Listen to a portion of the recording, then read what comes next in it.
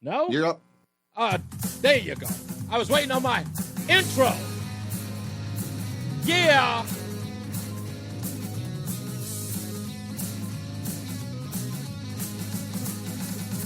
What's going on, all you scallywags and nutmeggers across the fruited plain? It's Reese on the radio, and boy, are there desperate times. Governor Lamont, somebody's sounding a little nervous, a little peakish, I might say. Governor Lamont, I don't know why he has not decided on if he's running again. I think there's some people out there who know. If you know, let me know. 860-522-WTIC. I want to know if you think that Governor Lamont's going to go for it. But I think he's a little nervous. I saw that post he put up today on X about housing and how he's helping. I almost feel like this post was sort of a feeler. Hey, let's see how people respond to this before he makes a decision. But then he did this interview on Bloomberg, and he said something I thought was odd. And it's actually something I'm hearing a lot of Democrats say when talking about their party. We'll play that audio soundbite in a sec. But Lamont is running around. How do I put this? Less than enthusiastic. Now, as you may know, he's got a challenger now. He's got a primary challenger in Josh Elliott. I don't know how he's going to do. We'll talk about him as well today. He is a part of the progressive wing. He's teetering, trying to sound as moderate as he is progressive. We should find out if we could get him on the show. Joey's in the house today. A big round of applause to him. I love it when he's here. Thank you.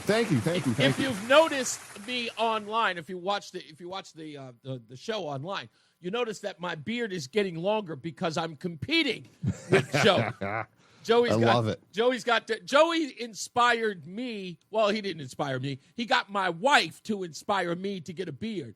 I think my wife, and she's not shy about when she sees. I don't freak out like I'm not this jealous type. She goes, I really like Joey's beard. I love that woman. You should grow. Yeah, you do. I always tell her that. I said, Joey loves you. She goes, he does? I'm like, yes, he's crazy about you.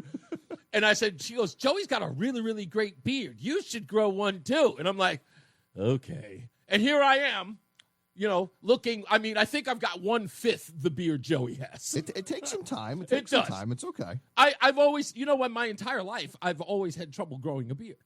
I always have. But, Joey, we should see if we could get Josh Elliott on the program. If not to debate me on politics, if we can just lock him down on how far to the left he is, or whether or not he's between the far left and the moderate left, because he seems to be somewhat disenfranchised with both. Don't you think? Mm-hmm. Yeah, I mean, he seems to be in the middle of the middle. I don't know how that is, but he does. He doesn't. He abhors the current Democrat establishment, but yet he doesn't go all the way on the left like a Mamdani. So maybe we can get Josh on the show. At least we can put a feeler out there and say we'd love to get him on the show so we can talk to him a little bit. But I noticed this thing with Governor Lamont that I don't know if it's frustration, but it sounds like fear. Where I come from, what I heard from the governor on Bloomberg sounded like fear. I'm going to give you guys an opportunity to listen. This is Bloomberg. Lamont's talking about how the middle is getting smaller. And what he means by this, by the way, this is the new talking point of moderate Democrats now. Not just talking about how their party has gotten so extreme left, also how MAGA is now extreme right. We'll get into that as well. But listen to Lamont on Bloomberg being asked about, what's going on? Governor, it seems like for both parties, perhaps, the extreme right, the extreme left seems to be driving the politics for each of those parties. is there even a center left for either party or both parties? It's getting smaller because I'm there. And you're right. I think, after Donald Trump's election, the Republicans are a lot less likely to want to talk to me. I always had a big table and an open door, and a lot of people looked at me and said, God, it looks a little like a Republican. And the Democrats are sort of really fighting Trump every day. And if you don't go after him on a daily basis, you're sort of being weak in terms of your principles. So you're right. The middle is getting very small, and that's not a good thing for America. Yeah, so he says the middle is getting quite small. I don't know who these middle ground people on the right are. I think I have an idea of what they are on the left, but he says it's getting pretty small. That doesn't sound like someone who's hopeful. That doesn't sound like a person who is hopeful for the future of the party. That sounds desperate. And I don't think that, first of all, this nonsense about the right or MAGA being extreme, that's nonsense. I'll break that down and why that talking point is frivolous, stupid, and idiotic. What it is made to do is to distance itself or use it as some sort of divider to explain, well, they've got problems over there too. Now listen to this. Dean Phillips, who wanted to run against Joe Biden, was pretty much ripped apart by his own party. How dare you? What's wrong with you? He's saying the same thing that old Lamont here is saying. But he's saying something that Lamont doesn't have the guts to say. And that is, socialists do not belong in the Democrat Party. Dean Phillips can say it, but Lamont can't. That's the desperation. Listen. The current DNC chair, Ken Martin, fellow Minnesotan, used you as an example in saying the party is a big tent. It can welcome people from different ideological, geographic perspectives. I think he used the example of you couldn't win a race in Ilhan Omar's district and she couldn't win a race in yours. Is there room for you and Mamdani in the Democratic Party? I think it's a fine question. I think it's one that many Republicans have been asking about, whether there's room for traditional conservatives in a party now led by MAGA Republicans like Donald Trump. The answer ultimately, I think, is no. We do share many of the same values. In fact, most Americans share a lot of the same values. But as a political party, yes, you want diversity. You want some differences of opinion, perspective, life story, politics, and experience. But when you have socialists in the Democratic Party, I don't know how anybody could argue that would be beneficial for the party or for the country. Therein lies the great challenge. Same thing on the right, Omar. Is MAGA the future of the Republican Party? If it is, there is going to be a new, grand, successful third party in America, because the overwhelming majority of Americans want neither far left or far right politics. They want decency, they want common sense, competency, and cooperation. And no party right now is elevating candidates who represent those ideals. All right, we'll get into the MAGA part. I know you heard that and you're saying to yourself, what the hell is he talking about? Extremist and MAGA. Nah, we'll get into that much later on in the show. But he says there's no room for socialists. And I'm reading up on Josh Elliott as much as I can, because I got to bring it back to him and Ned Lamont. A representative like Josh Elliott has been considered progressive because he's expressed frustration with limitations of state-level politics when progressive numbers are lacking, suggesting a preference for a stronger progressive caucus to pass ambitious legislation. What is his ambitious legislation? He has criticized supply-side economics, arguing that tax cuts do not lead to economic growth. He believes it only ends up in reduced revenue, for politicians. He advocates for policies that prioritize economic equity over trickle-down approaches, a stance associated with the left wing of the Democrat Party.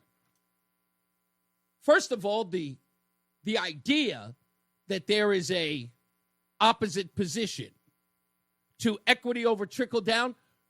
Conservatives are not for trickle down anything. It's not a platform for conservatism. It's a Will Rogers joke. It's not even real.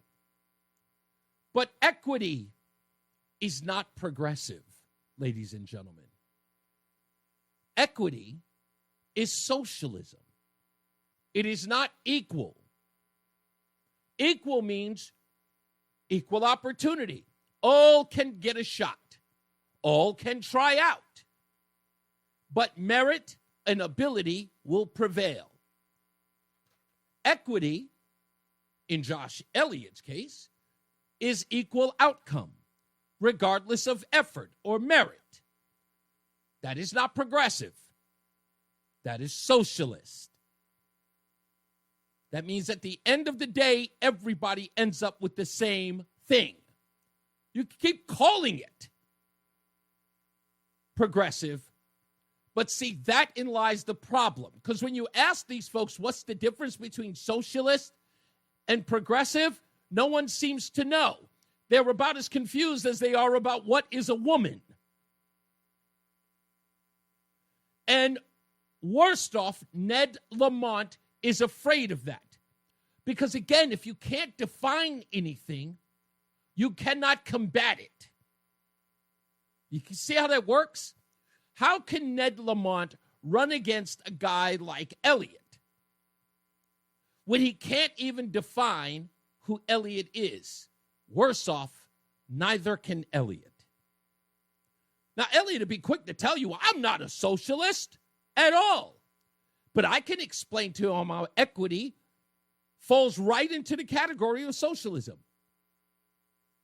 I can tell Elliott that his problems with so-called trickle-down economics that have nothing to do with conservatism and has nothing to do with capitalism, which, by the way, socialists do not understand, at least, your usual run-of-the-mill college-educated numbskull who likes to describe the difference between conservatism, capitalism, socialism, and Marxism. Those people who think everything is just painted with a broad brush, do not understand the nuance of any of those things.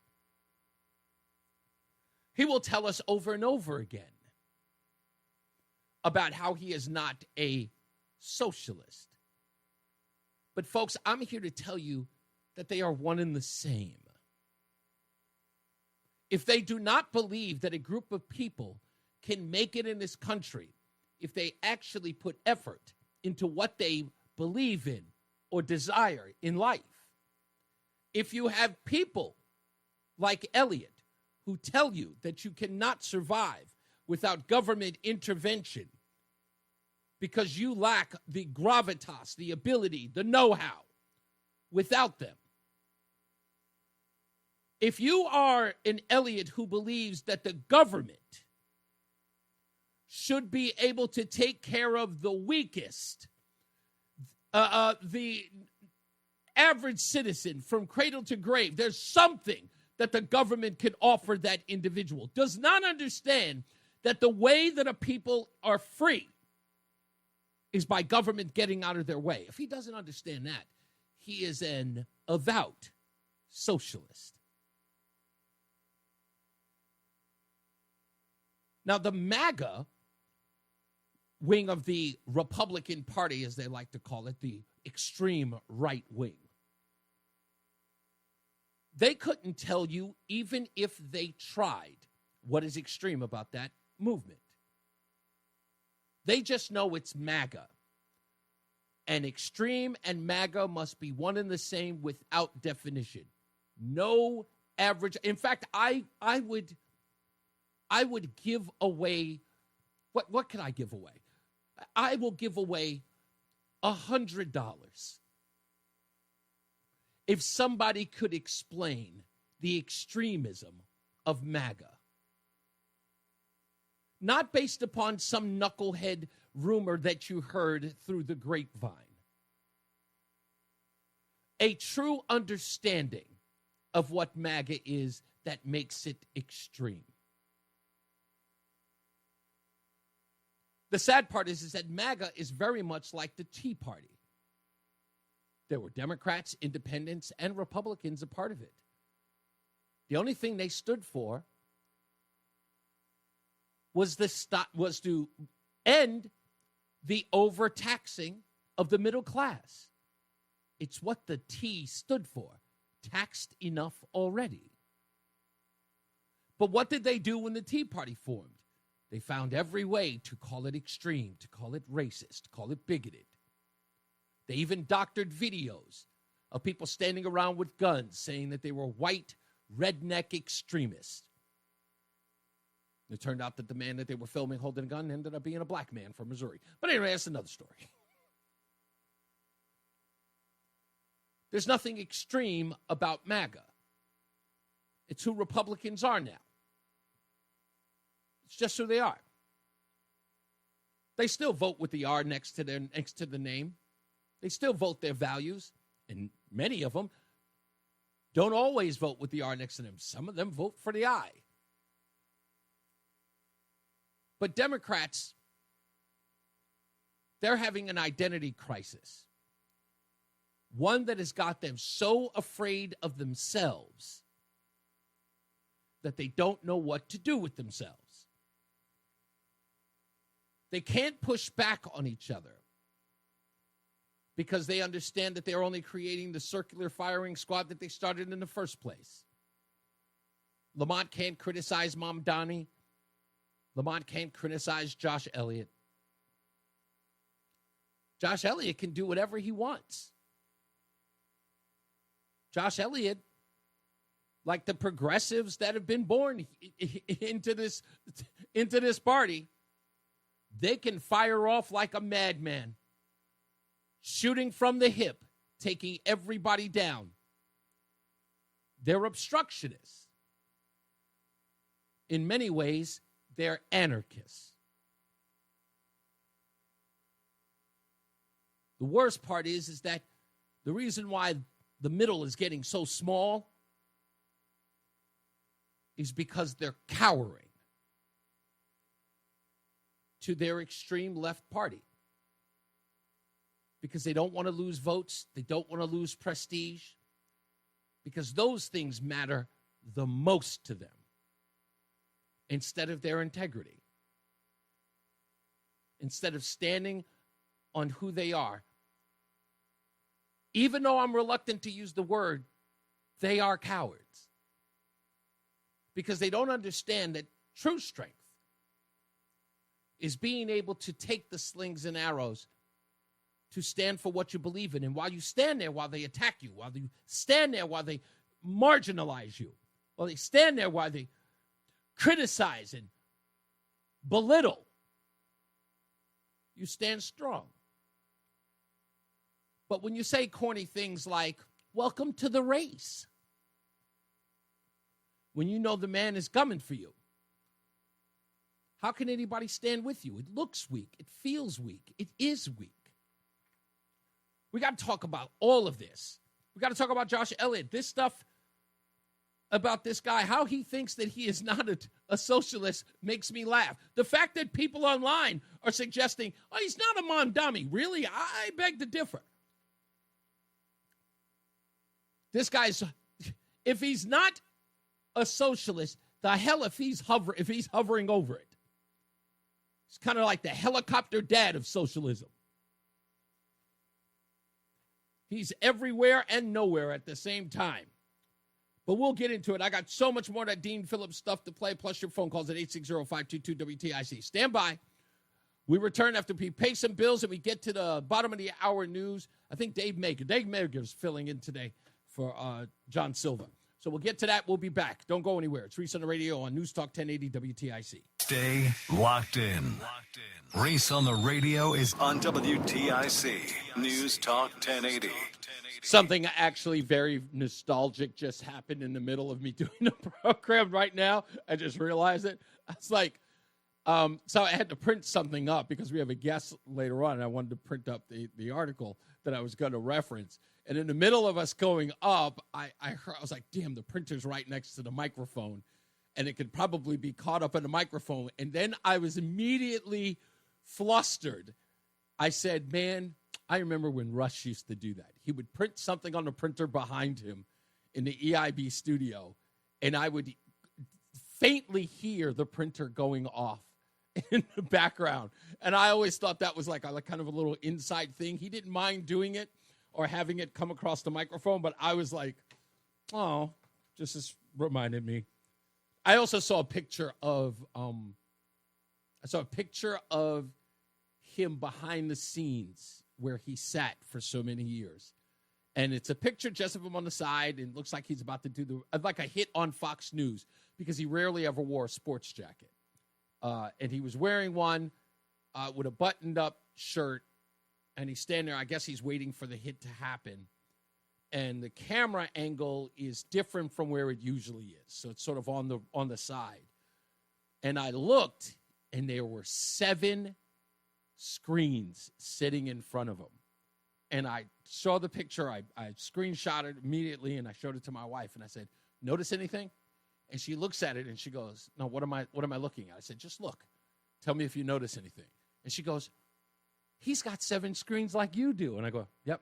I never saw the inside of his studio. So I just thought that was weird that he and I both kind of have the same setup. It's wild, but we do. We have the same setup. His office is set up just like mine is. So I don't know. I'm always overwhelmed by that. By the way, don't take me up on my little bet. I was just speaking tongue-in-cheek, by the way.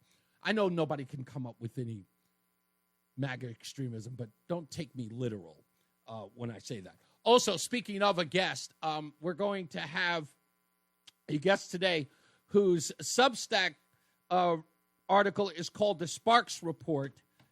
Jay Cherry, as she's referred to, Jennifer Sparks is going to be on the program today at about 4 o'clock. We'll talk to her about the article she did on DQuat. And she is just as outraged as the rest of us trying to get the word out. So she'll join us at 4 o'clock. I finally got in touch with her, so she'll be here to talk about that. You can find her, again, as the Sparks Report on Substack. I don't think you have to pay to subscribe. You can check that out there. Now, let's get back to this Dean Phillips thing. So Dean Phillips, as many Democrats are suggesting, is that there's a big problem in the Democrat Party, and if they don't address it, it is going to overwhelm them. But I've already said this, and again, it's coming for Lamont as well, as it is for other prominent Democrats. Now, a lot of you may be asking, what's the big deal about Mamdani? Reese, like he's in New York. It's not the whole country. Okay, I want you to consider this. There is a leadership vacuum in New York. And they are in the line of fire from these progressives. Think about who's going to get primaried in New York as far as why it's so dire right now for Democrats in this region. Hakeem Jeffries is a New York congressman. He is the leader of the Democrat Party. He's in New York. Dan Goldman, another upstart, just in the last couple of years has made a name for himself. He's like the East Coast Adam Schiff. Swarmy guy, really worm type of individual. But he's got a leadership role in New York. He could very well be primary. And in fact, it's quite likely he will be. Oh, and the Grand Poobah. Let's not forget the Grand Poobah. Do you remember him? I even played an old song for him. The Whale for the Killing. You'll remember this. He's the whale. Old Chuck Schumer. Put aside your plow, come and hear me now. You've a back that's strong and willing. Help us man our crew. There's a job for you. There's a whale for the killing. He's the whale. All three of those guys are, that's it. And right now, AOC, she is poised to take over that position. She could become the senator for the Democrat Party. It's a wrap then. It's a wrap after that. And it's quite likely that Hakeem Jeffries is gone. It is quite likely, if they don't endorse Mamdani in New York, a guy who pulled out more votes in a primary in the history of Democrat primaries, if he doesn't endorse Mamdani and embrace a communist, he's finished. And they all know it. The leadership vacuum of New York, that's the reason why it's so consequential. That's the reason why everybody's talking about it. So here's Dean Phillips again. He already says it. We can't have a socialist in the party. The current DNC chair, Ken Martin, fellow Minnesotan, used you as an example in saying the party is a big tent.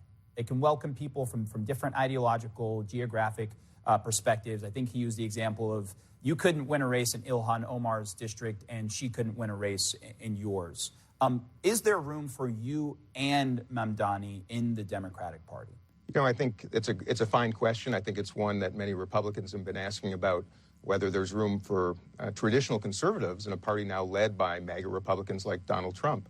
The answer ultimately, I think, is no. You know, we do share many of the same values. In fact, most Americans share a lot of the same values. But as a political party, yes, you want diversity. You want some differences of opinion, perspective, life story, politics, and experience. But when you have socialists in the Democratic Party, I don't know how anybody could argue that would be beneficial for the party or for the country. Therein lies the great challenge. Same thing on the right, Omar.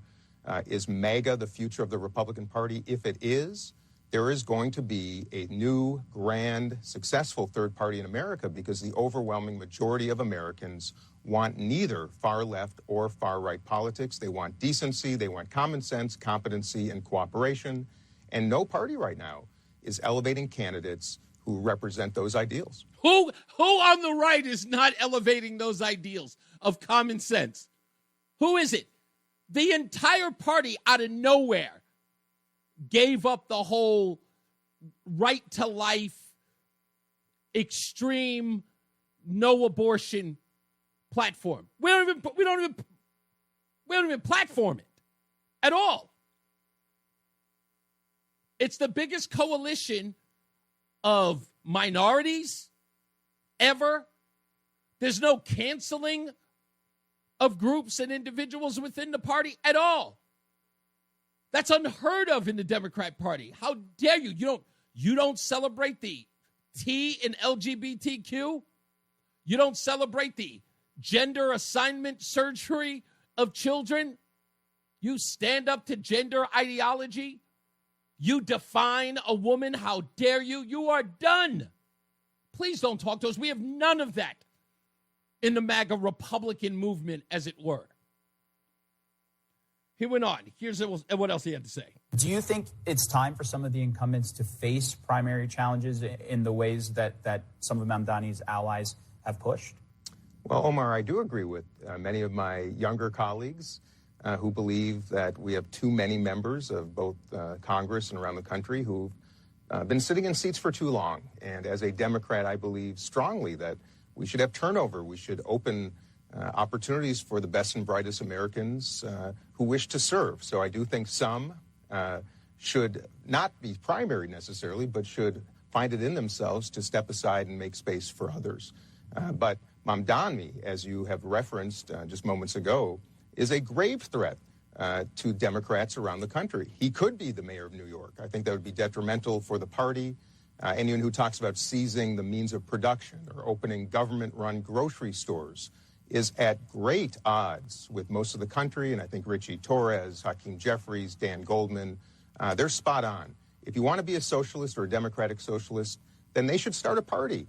But for Democrats, it's going to be a grave consequence in 26 and I think beyond. I totally forgot about Richie Torres. He's so soft-spoken. Richie Torres, one of the few Democrats who openly supports the sovereign state of Israel. If Mamdani becomes mayor, what's Ricky Torres' stance got to be in order to stay alive? What do you think it's going to be? Dan Phillips understands that in order for every one of those guys to stay in place, they have to and what they've already said about Donald Trump, they would have to bow to the new leader, and that's Mamdani.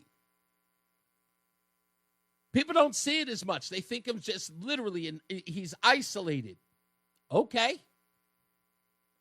Ask yourself, why is no one just outright saying, I mean, guys like Dean Phillips, he's got nothing to lose, right? Everyone kind of feels as though, you know, they bring him on because I'm like, he'll say the stuff that they know other Democrats won't. But ask yourself, if you've gone around anywhere, has anyone been able to flat out just repudiate Mamdani? No. They have no interest in it. They're scared to death of him. No, the guy's got a lot of pull. Here's him explaining, Dean Phillips, why Mamdani is a threat. Why do you believe he's a threat, per se, to wider Democratic chances in the midterms? Well, Omar, if Democrats would just put up normal candidates right now, it'd be the best strategy imaginable. But when Democrats elevate people like Mamdani, and look at him, I do not know him. I'm not going to disparage him personally, but I can tell you based on what I've read about his positions, his platform, you know, it's nonsensical to believe that America is looking for democratic socialists around the country. In urban America, in some cases, they may succeed. In my home city of Minneapolis, as you well know, the city council has moved far to the left, and that is creating challenges for Democrats. And both parties, Omar, the real issue here is both parties are seeing the rise of the extremes, leaving most Americans, including myself, center-right, center-left Americans, wondering what has happened. And I think that's why we are seeing bubbling interest and a grand appetite for competition, which I think is long overdue. Yeah, he has to keep reminding everybody there's extremists on the right too. Extremists on the right too. MAGA's extreme. Got to keep telling people that without any definition to it, because that's all I want to know. What is this so-called extremism in the MAGA movement? Just if anybody could tell me. I doubt it. I doubt they can. What did Lori wrote something in the chat room? Let me see if I can find it here. She said something about the, if it wasn't Lori, it was someone else. Let me see if this is, if it was her, because she did one. Here it is. Yes, it was Lori. It's like trying to, no, I'm sorry. Is that what it is? Was that the one? No, I didn't see it. Gosh, I think I lost it. I have no idea where it is. But it was a great quote. Maybe I can find it somewhere. I'll see if I can find it on the other platform. But it was, in essence, what Lori was writing was the fact that everything that MAGA stands for is mainstream. It's common sense. All of it is. It believes in merit. It believes in government getting out of the way. All of those things are okay. All of those things are good. Those are not bad things. There is no extremism in MAGA. And that's a made-up thing. Someone said it was, that's what it was. It was Todd who said that it was made up like assault rifles. That's what he said. That one was great. He said there's no such thing or no such saying as far right. It's a made-up term. It's like assault weapons. I love that. We got to take a break. We'll come back. More news, more views, and then your phone calls when we return. It's Reese on the radio on NewsTalk 1080 WTIC. You're clear. You get more than you expect with McValue at McDonald's. So when you've spent too much on a night out, get deals on the after party. When you've got date night, get deals on favorites that'll make you their favorite. And when you've got family for the weekend, we've got breakfast. Having options tastes better. Enjoy a refreshing Coke Zero included in either the $5 Hot and Spicy McChicken Meal Deal or the $6 McDouble Meal Deal. Price and participation may vary.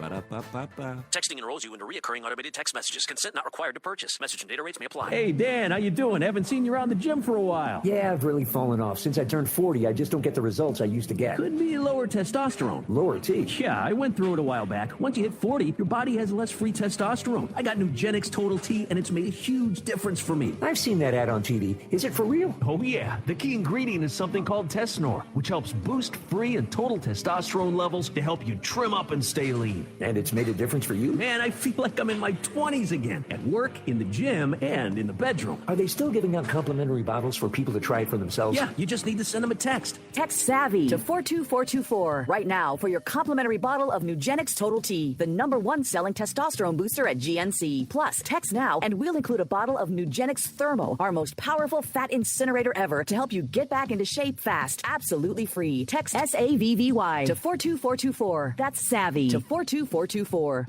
Hi, I'm Joe with SimpleSaleUSA.com, and I buy houses cash. If you own a house and want to sell it fast at a fair price, call me at 203-896-4000. I can pay cash and close in as little as 7 days. I buy houses in any condition, any price range, and more importantly, anywhere in Connecticut. I'm a private real estate investor who buys several houses a month, and I want to buy more. I buy inherited houses, divorce houses, behind in payment houses. I even buy my tenant won't pay me the rent houses. Do you own a house that is trash and needs thousands of dollars in repairs? Great, because I love buying junk houses. I buy vacant houses, abandoned houses, condemned houses, and even foreclosure houses. If you own a house and want to sell it fast, call me at 203-896-4000. That's 203-896-4000. 203-896-4000. If you're still waiting for a sign, here's another one.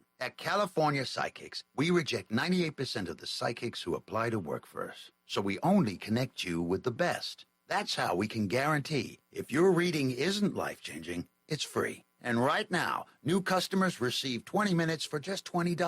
If that's not a sign, I don't know what is. Dramatic sound effect incoming. Experience the joy of certainty at CaliforniaPsychics.com. Are you having trouble hearing? That sound effect always reminds me of The Simpsons.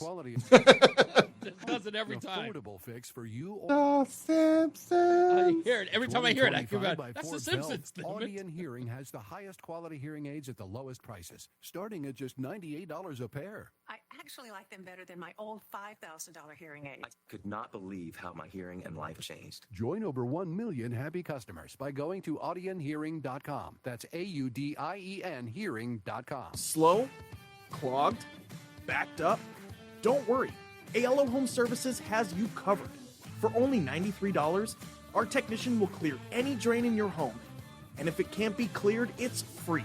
Call for details. Licensed for safety. HIC 628926, P10277688, S10406241, S3308699, SM3004646, E1185643. No matter what you drive, having the right tire matters. So take control with a new set of Bridgestone tires from Town Fair Tire. You'll choose from the area's largest selection of Bridgestone tires, and you'll get the Bridgestone tire you need at the guaranteed lowest price. Plus, Town Fair will give you more free services than all other tire dealers, clubs, or online sites. Nobody beats a Town Fair tire deal. There we go. Nobody. Name brands at discount prices. Town Fair Tire. It's Reese on the radio. Ask your doctor if common sense is right for you. On News Talk 1080 WTIC. Let's take our first phone call. We got Paul, who's calling in from Rocky Hill. How are you, Paul? Hi, Reese. What's going on? You got my attention today, buddy. Please. I've been following the similarities between the way our government is separating left and right on the extreme ends with the same conditions that existed in Germany in the late 1920s and beginning of the 1930s. It was the extreme left and extreme right in Germany that left a leadership void that Hitler came in and took control of by cherry picking the people he wanted to work with on both extremes, promising them if they followed him into the Socialist Democrat Party, he would promise them leadership abilities. Mm-hmm. And we all know where that led to. Yeah, of course. Did you know that before the Nazi Party was called Nazi, they were called Social Democrats? I do know that. Let me ask you this, though. Let's get back to to the point where, where you began, you said that, you've been following politics for a long time, and you believe that there is an extreme right as much as there's an extreme left. If you could you describe the extreme right to me? Because I'm of the belief that where the Republican Party is today, even if it's being referred to as the extreme MAGA right by, its opposition, I've failed to see where the values of MAGA folks are extreme. Can you tell me where I may be misguided there or what I'm missing? Well, I'm not sure that's really the issue. I think the issue is that the extreme right is so set in its ways, and the extreme left are so set in their ways, they don't want to talk to each other. Mm-hmm. There is no middle ground. There is no center in America anymore.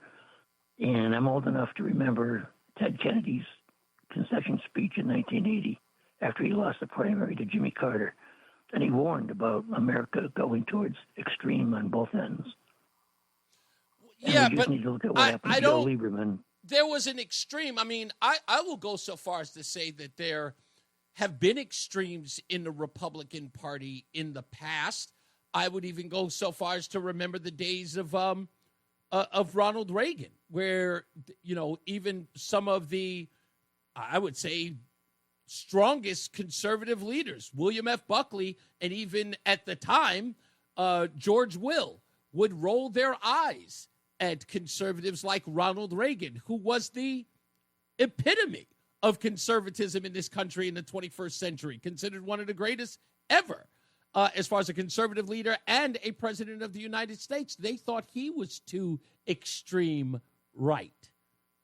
And we look at Reagan today and we go, people go, oh, Reagan couldn't be a part of the MAGA movement today, which I think is nonsense.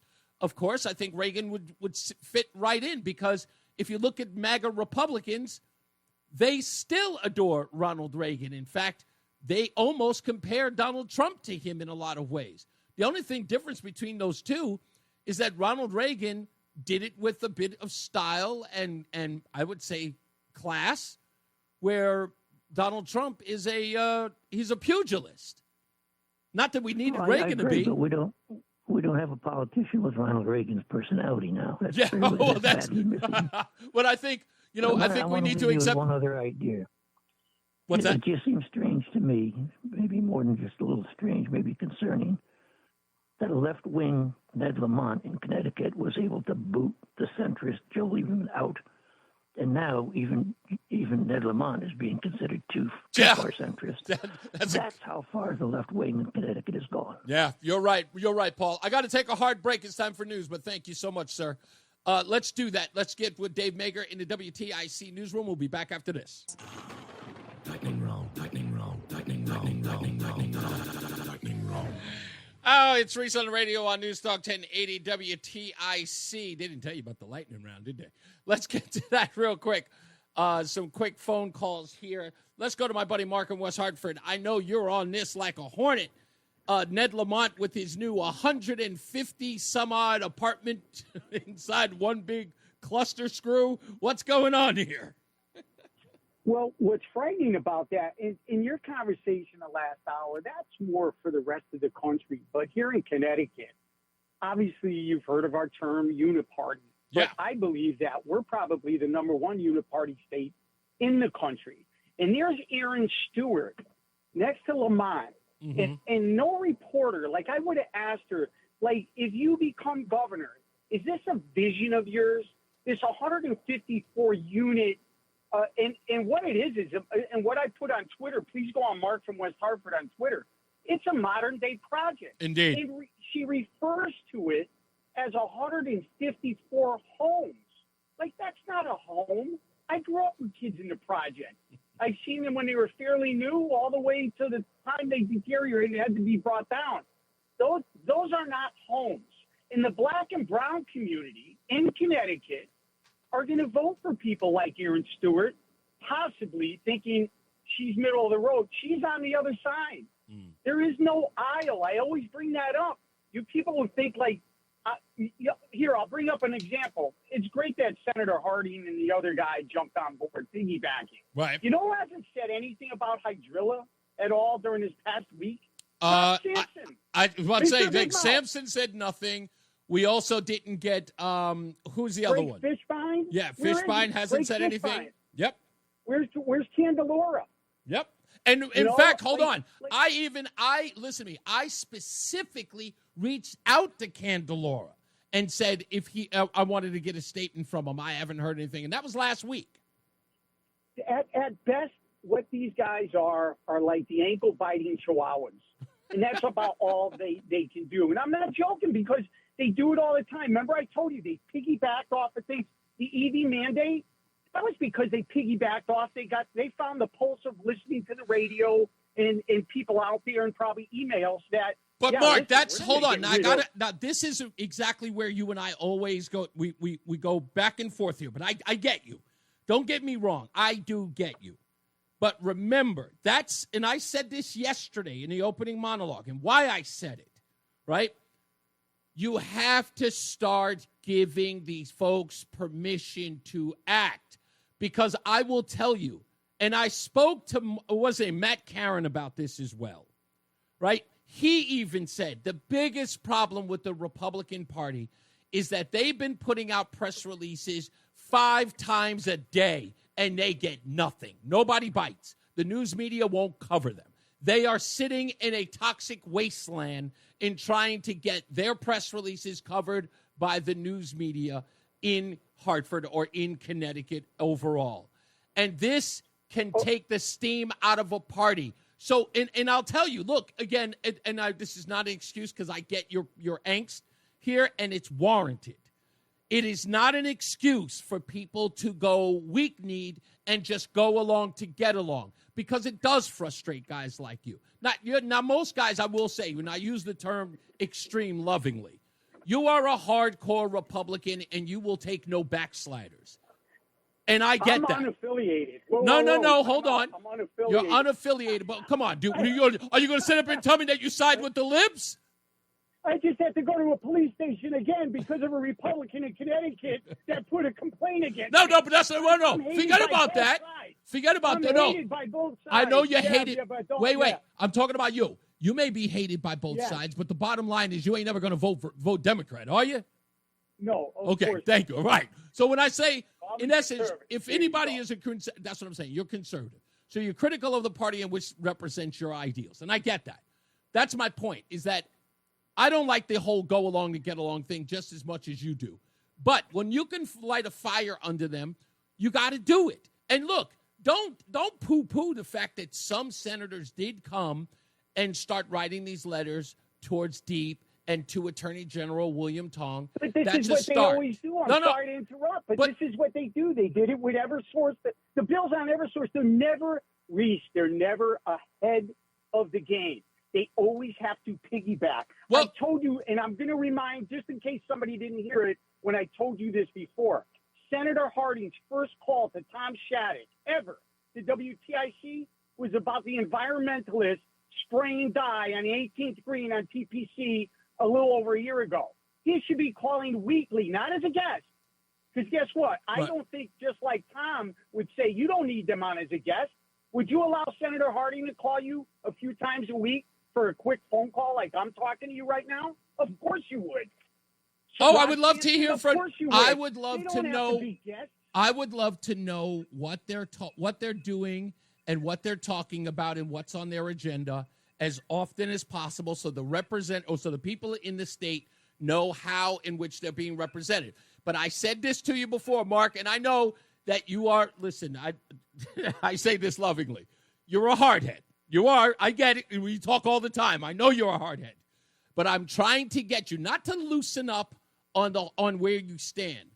But I think that in some ways what you are angst about is unnecessary. And that is, we can't be chiding them because they're jumping on the bandwagon after the fact. Remember, if they're... That's what a gadfly does, though. I'm trying to prompt people into doing the right thing. But you but you have a 10... I reach more people than they do. I'm a retired firefighter who sets tile, and I reach more people in Connecticut with my big mouth than they do. But Mark, hold on for a second. Is there a likelihood? I'm just throwing this out there. Is there a likelihood that you're kind of turning them away? Oh, nobody likes the truth. Okay, no. But is there a likelihood that you're turning them away? Okay, so I'm just asking, and again, is to consider. Think about what the overall goal is. You can hate how we get there, but we do have a goal. It's like, in other words, it's like saying this. It's like if you're a coach and you're calling a play and you say, hey, I want to call a post route and throw the football. It's a passing play. And then for some odd reason, it doesn't look good, and the quarterback calls an audible, and they run it in, but they still get the touchdown. Are you the kind of coach that's going to scream and holler at them about how they scored it or the fact that they scored it? That's all I want from you. Well, let me leave you with this. And you know, and your audience probably knows a little bit by now, I feed you a lot of stuff, right? You do, of course. You say I do, of course, a ton of stuff. I try to set up interviews and everything. I made the attempt to do the same thing with Greg Fishbein, Rob Sampson, Dems Clearidus, Ben Proto, way back. And I found out they don't want to hear from me. I'm feeding them. I'm giving them good information, facts. I'll work with them. And you know what they did? They ignored me. And you took that personal. So you know what? I'm going to point that out. Like, believe me. I know, listen. I know that you take that personally. I get it. I know that you do. But I will tell you this. I'll put it this way. You've gone scorched earth at being sort of slighted. And I understand that. But I hope that you, as well as they, because I know they listen, I hope that you, as well as they, understand that the divide between what you're trying to do and their response to their response to you is not effective or helpful. But I need there to be a middle ground where, one, they respect what you're trying to do, and at the same time, they're actually doing the job that they're elected to do. And I think that's what I'm trying to do here. But the ball's in their court. Fair enough, of course. The ball's in their court now. Mark, you and I have the gone. Ball's in their court. You and I have gone back and forth with this a dozen times. You got mad at me. You got ticked off at me. But the difference of this is, and I want you to understand, and this is why I know it to be true, that even when you get ticked off and you you know what, I'm just going away for a while and I'm not going to talk to you for a bit, we eventually come back. We find a way to get back to each other and start talking to one another and just bygones be bygones. I want you to have that same sort of approach with the guys that you just mentioned, is to give them a shot. And you know what? They've got to keep that spot by earning their keep in all of this, because it's not just you they have to appeal to. It's all the rest of us as well. So I appreciate you, buddy. You know that. Your time. Thank you. Yep. All right, Steve is in Springfield. How are you, Steve? Thank you for waiting. Hi. How can I help you, Steve? Yeah. You kind of perked up my interest on a couple of things. Okay, when you were Steve, talking about right wing and left wing. Yes. Okay, I want to be able to hear you because you're sounding a little muffled. Years ago, I joined the Libertarian Party just to do something different. But they're one of the few political groups that believes that you can have a left wing or a right wing tyranny. Now, there are a lot of people that insist that there's no such thing as a left wing dictatorship.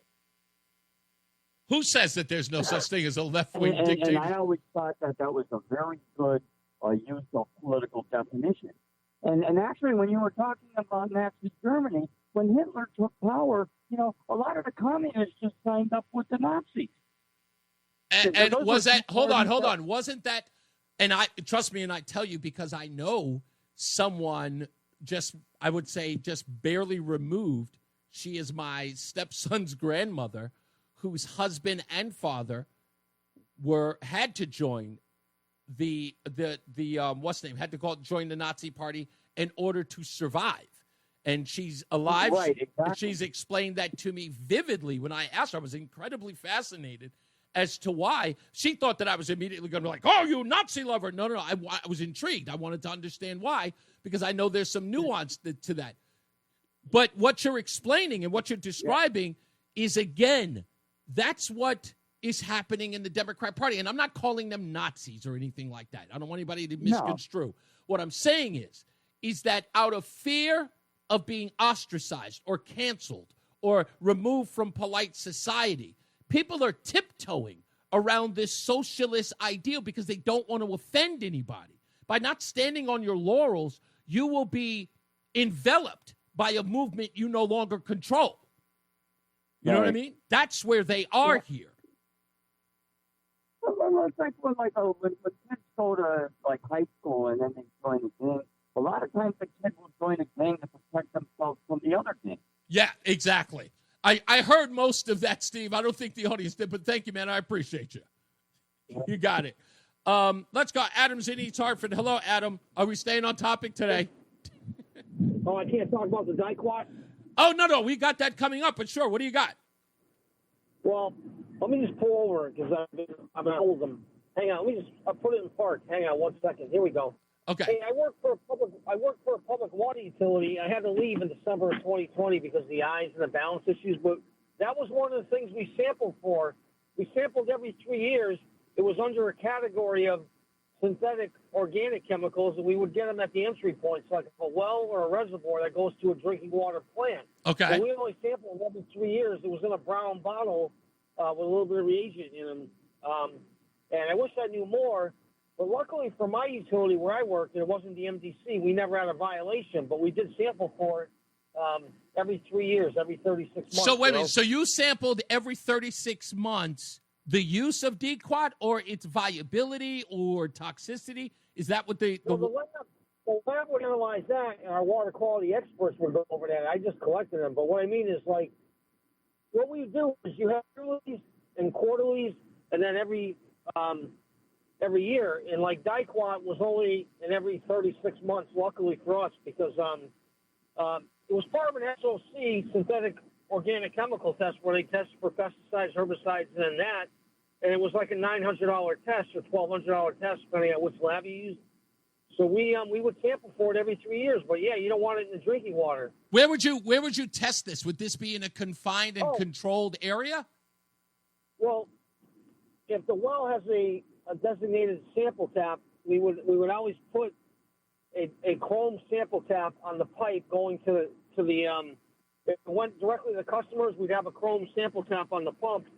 Oh. And if it was going to a holding tank, we'd have a designated, like water treatment plants, they have chrome designated sample taps. Right. So we would get it every 3 years. Yeah, it was part of synthetic organic chemicals. Well, I will tell you the interesting part about what the EPA have found on this study, right? I went to go look up directly on the EPA's website, which the Congresswoman Renee Muir had suggested. I went there. The last comprehensive study, if you can call it that, was of 2019. Before then, the last comprehensive study was in 1998 for DQuat. Everywhere else that has banned it has done a study as recent as 2023, and it's still banned. All right, I'll keep listening to the show because I'm learning, and you have a really nice day. Reese, I right? appreciate it. Thank you, Adam. A lot of people are finding more and more information about it, and there's so much stuff. We're going to talk to Jennifer Sparks in the 4 o'clock hour about this very, very soon. We'll get to all of that and much, much more. Her article in Substack is called "The Madness of DQuat." Trump derangement syndrome has made people blind to the actual issues we face in Connecticut. And we'll talk to her about that article. She's one of the people who are trying to get this, put a stop to this as well. Dean Phillips is, look, I would call him a rational person on the left, but then again, he's on the left. And this constant theme about suggesting, well, the MAGA Republicans have their problem. Moderate Republicans can't exist in the new MAGA Republican world. I want you to think about who they're talking about when they say regular Republicans. Ask them if they're talking about, I don't know, maybe Tom Tillis. I would say that's who they would consider a moderate Republican. You want to know why? Because he voted against the one big beautiful bill. They'll immediately call him a moderate Republican.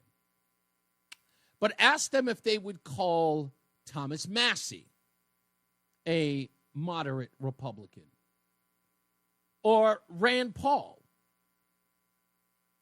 He voted against the big, beautiful bill. He votes against any extension of raising of the debt ceiling. He is as fiscally responsible as they come. Sometimes I consider him more radical than his own dad. But would they call him a moderate Republican? Hell no. Hell no. So what are they talking about? Lindsey Graham? Maybe back when John McCain was alive. Not today. Is Ted Cruz an extreme MAGA Republican? Apparently so. How about Josh Hawley? Is he a moderate Republican? Oh, let's go one step further. Let's talk about somebody I know they like. A lovable guy.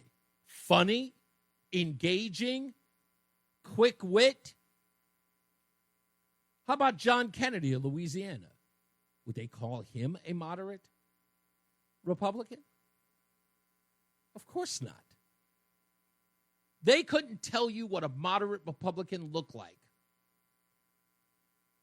that was outside of Lisa Murkowski,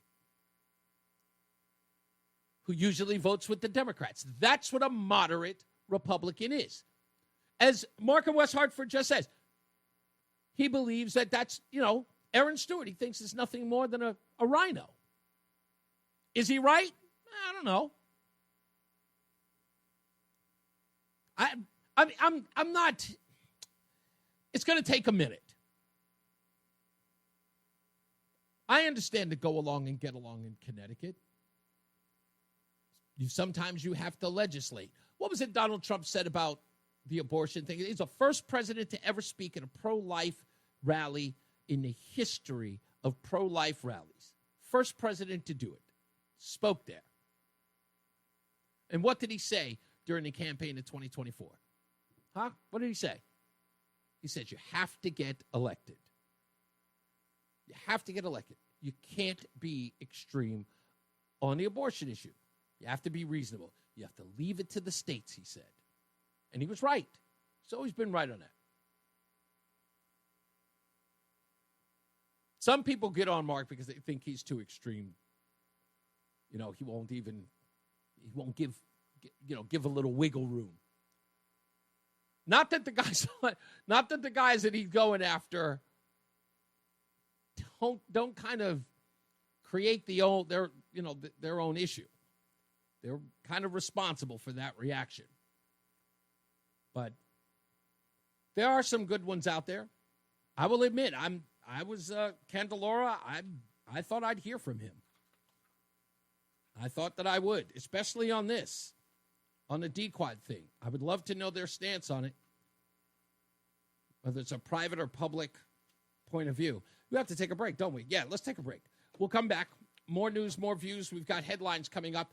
It's Reese on the radio on WTIC News Talk 1080. Crappy radio signal? Then listen to WTIC on the free Odyssey app. We're back. It's Reese on the radio, News Talk 1080 WTIC. Let's get some headlines in real quick.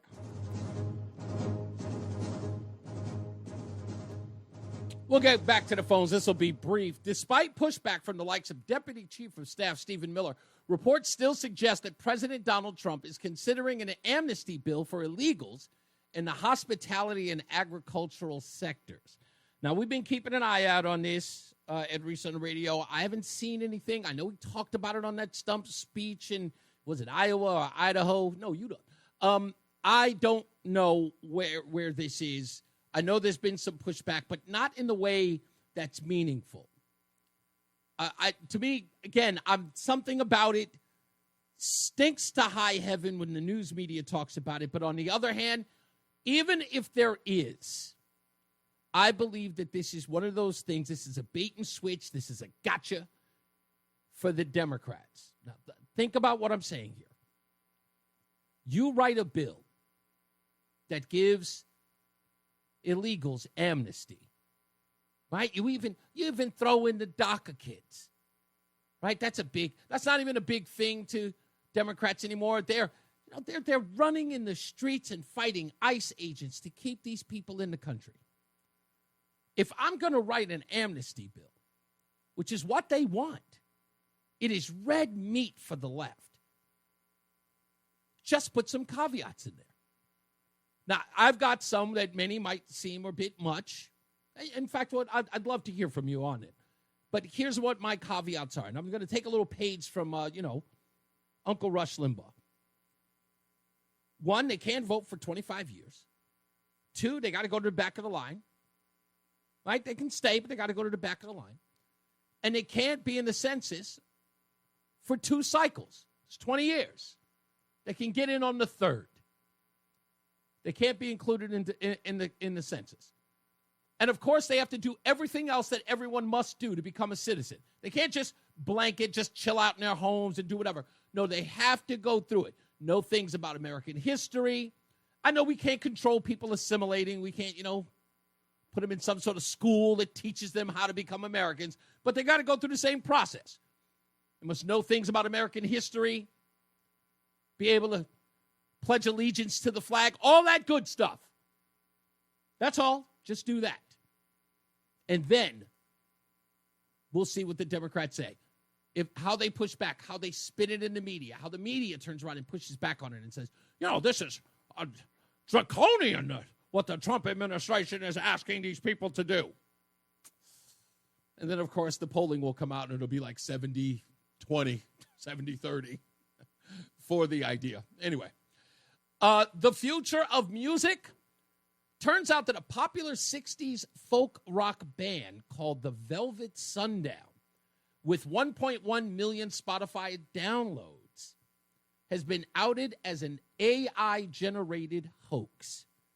Fans caught on to it after they realized that they could find no background on the band members anywhere. Turns out that the whole thing was just, they complete all the music and everything, just AI-generated. And apparently it was so good, it got 1.1 million downloads. That's insane. Now, I know, Joey, you're a music guy. Would you still listen to the band even if you found out it was AI generated, or would that just ruin it for you? It's got a good beat. I'm down. Yeah, you're down, right? But look, I believe that we've gotten to the point that there just isn't quality music being made by humans anymore. So no, it's so altered. Like, is it really real anymore? Yeah, exactly. Ever since auto-tune became a thing, thank Rick Ross. Yes. Like, is it even music anymore? Yeah. Actually, I'll tell you this. Here's a little bit of trivia. Do you know what was the first song to ever use auto-tune? This one's gonna throw you for a loop, and it's a song that I hate. But the singer is world known. Can I get a genre for $20? Okay, I'm going to go been around for over 6 decades and pop. 6 decades and pop. And female. I'd say we're going back to Cyndi Lauper or Madonna. I'm going to go neither of those. Okay. But try older. Oof. Older. She's older. The song is far more recent. I got nothing. Cher. Okay. If You Believe in Love After Love was the first. Yeah. It makes sense now. First song ever done with auto-tunes. I didn't even know that. I found out some trivia site that said that. Yeah. That's what it is. Also, the pediatrician, Christine Probst, who was fired from her job as a pediatrician, has now officially apologized for her social media post that suggested that the Texas community that was savaged by floods over the 4th of July weekend, that they deserved it. Because of who they voted for. Of course, you know that over 100 people have now been pronounced dead and over 160 people are still considered missing. She says that she put up the post before she realized that there was any loss of life. People have started going back and forth about whether or not, that is true. When did she put the post up? But I don't think that that's the case. I think when we first heard about the floods, we immediately heard about the girls who were swept away at the Mystic Camp or Camp Mystic. So I don't think that really jives. But she has somewhat apologized or full-throated apologized, saying that she was frustrated about politics, which caused her to write the post. I don't know what to make of that. On the other side, Sadie Perkins, the other woman who said that she thought it was wrong for people to be running around searching for little white girls in an exclusive white-only camp. She's doubling down, and she's doing interviews now. But I will say there is some good news about Sadie Perkins. Apparently, some supporter of hers put up a Give, Send, Go crowdfunding page for her so that you can give her $5 to insult her. And I think the last report was that only $140 were generated. That's insulting on its own. Some people did take the opportunity by paying $5. One person saying that they wish that she got ALS as a result of her post. Yeah, that's like, the guy said, like, I'm going to pay $5 just so I can tell you this. And I'm going to say for that, the quote alone, which I'm paraphrasing, alone was worth more than $5. That's money well spent. Yeah, money well spent, indeed. And that's your headlines. Let's get back. I'm sorry. Quick side note, like going back to the whole flooding thing. Yes. Like it's basically they look at a disaster and figure out how to blame anyone. Like, yes. if, God forbid something like this happened in the South, it'd be, it happened because Trump is racist. Like there's no, we just insert storm, insert Mad Lib, adjective, noun, verb, and that's our new headline. And it's incredible. It's even Chris Cuomo went after Chris Murphy of all people for the same thing, for tweeting out craziness like about the meteorologist and the national weather. It's saying that it was understaffed, even though they've come out in an Associated Press article saying, no, that we have 5 people when there are normally 2 because of the storms. But you're right. And it's interesting because this is the part I've really recognized about those posts. People are very myopic. In other words, they look at the flood from their own existence, like where they are. You were talking about this earlier before the show. It's that they were looking at the space that they live in, like Hartford, Connecticut, not understanding a town like Kerrville in square mileage is, what is it? I think it's a little more than 10 times the size. I got the numbers here. So Hartford County, and like our weather guys, Bob Cox, and they all take flack for this too. Yeah. So think about the forecasting in the state of Connecticut. Right. Hartford County is 735 square miles. Right. Kerr County is 1.1 million. Yeah. Like you can't get the weather forecasting down to the county in Connecticut. What makes you think they can do it in Kerrville County, Texas? Indeed. And also, I talked about this yesterday, if not the day before, that another key part of this, in fact, it was the day before yesterday, Dave Mager, actually, I brought him on to play the clip that he played during his news broadcast, where one of the local residents said that there are a lot of people in the area who are complacent. The last time there was a storm of this magnitude was in the late 80s. Now, you think about that. That's almost 40 years ago. So with that, you have an entirely new generation who didn't experience that flood in the 80s. Now they're here. They know that the town floods. They've seen it flood before, but they've never seen anything like that for 40 years. And then when it happens, there's no design, if you will, for those people who are experiencing it at that moment in real time. And to make matters worse, because you go to Texas a lot, you know that at night it is pitch black with the exception of the moon if it's out. It is the darkest, it's straight darkness. You can't see in front of your face. No.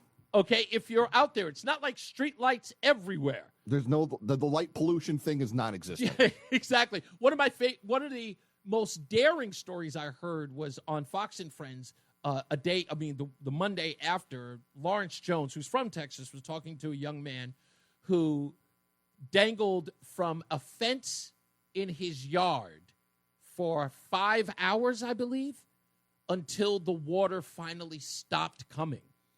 And the last thing he did was call his parents, and he had to wait there and hold on for dear life. And finally, he was able to free himself. But he woke up in the morning to the water in his home at his knees, and then it just flushed in. By the time it was over, his house was underwater. And I looked at some of the stuff, 30 feet of water in the middle of the night in the pitch dark with one of the most deadly items or elements that you could ever be caught in. A fire is one thing. At least that gives you light. But if you're surrounded by it, forget it. There's no way out. But a flood in the dark, it's water. and you don't know where you're stepping, and everything that's in your home has now moved or shifted. You could end up being trapped. You could end up sinking. You could end up being hit in the head. Anything could happen, and it's over.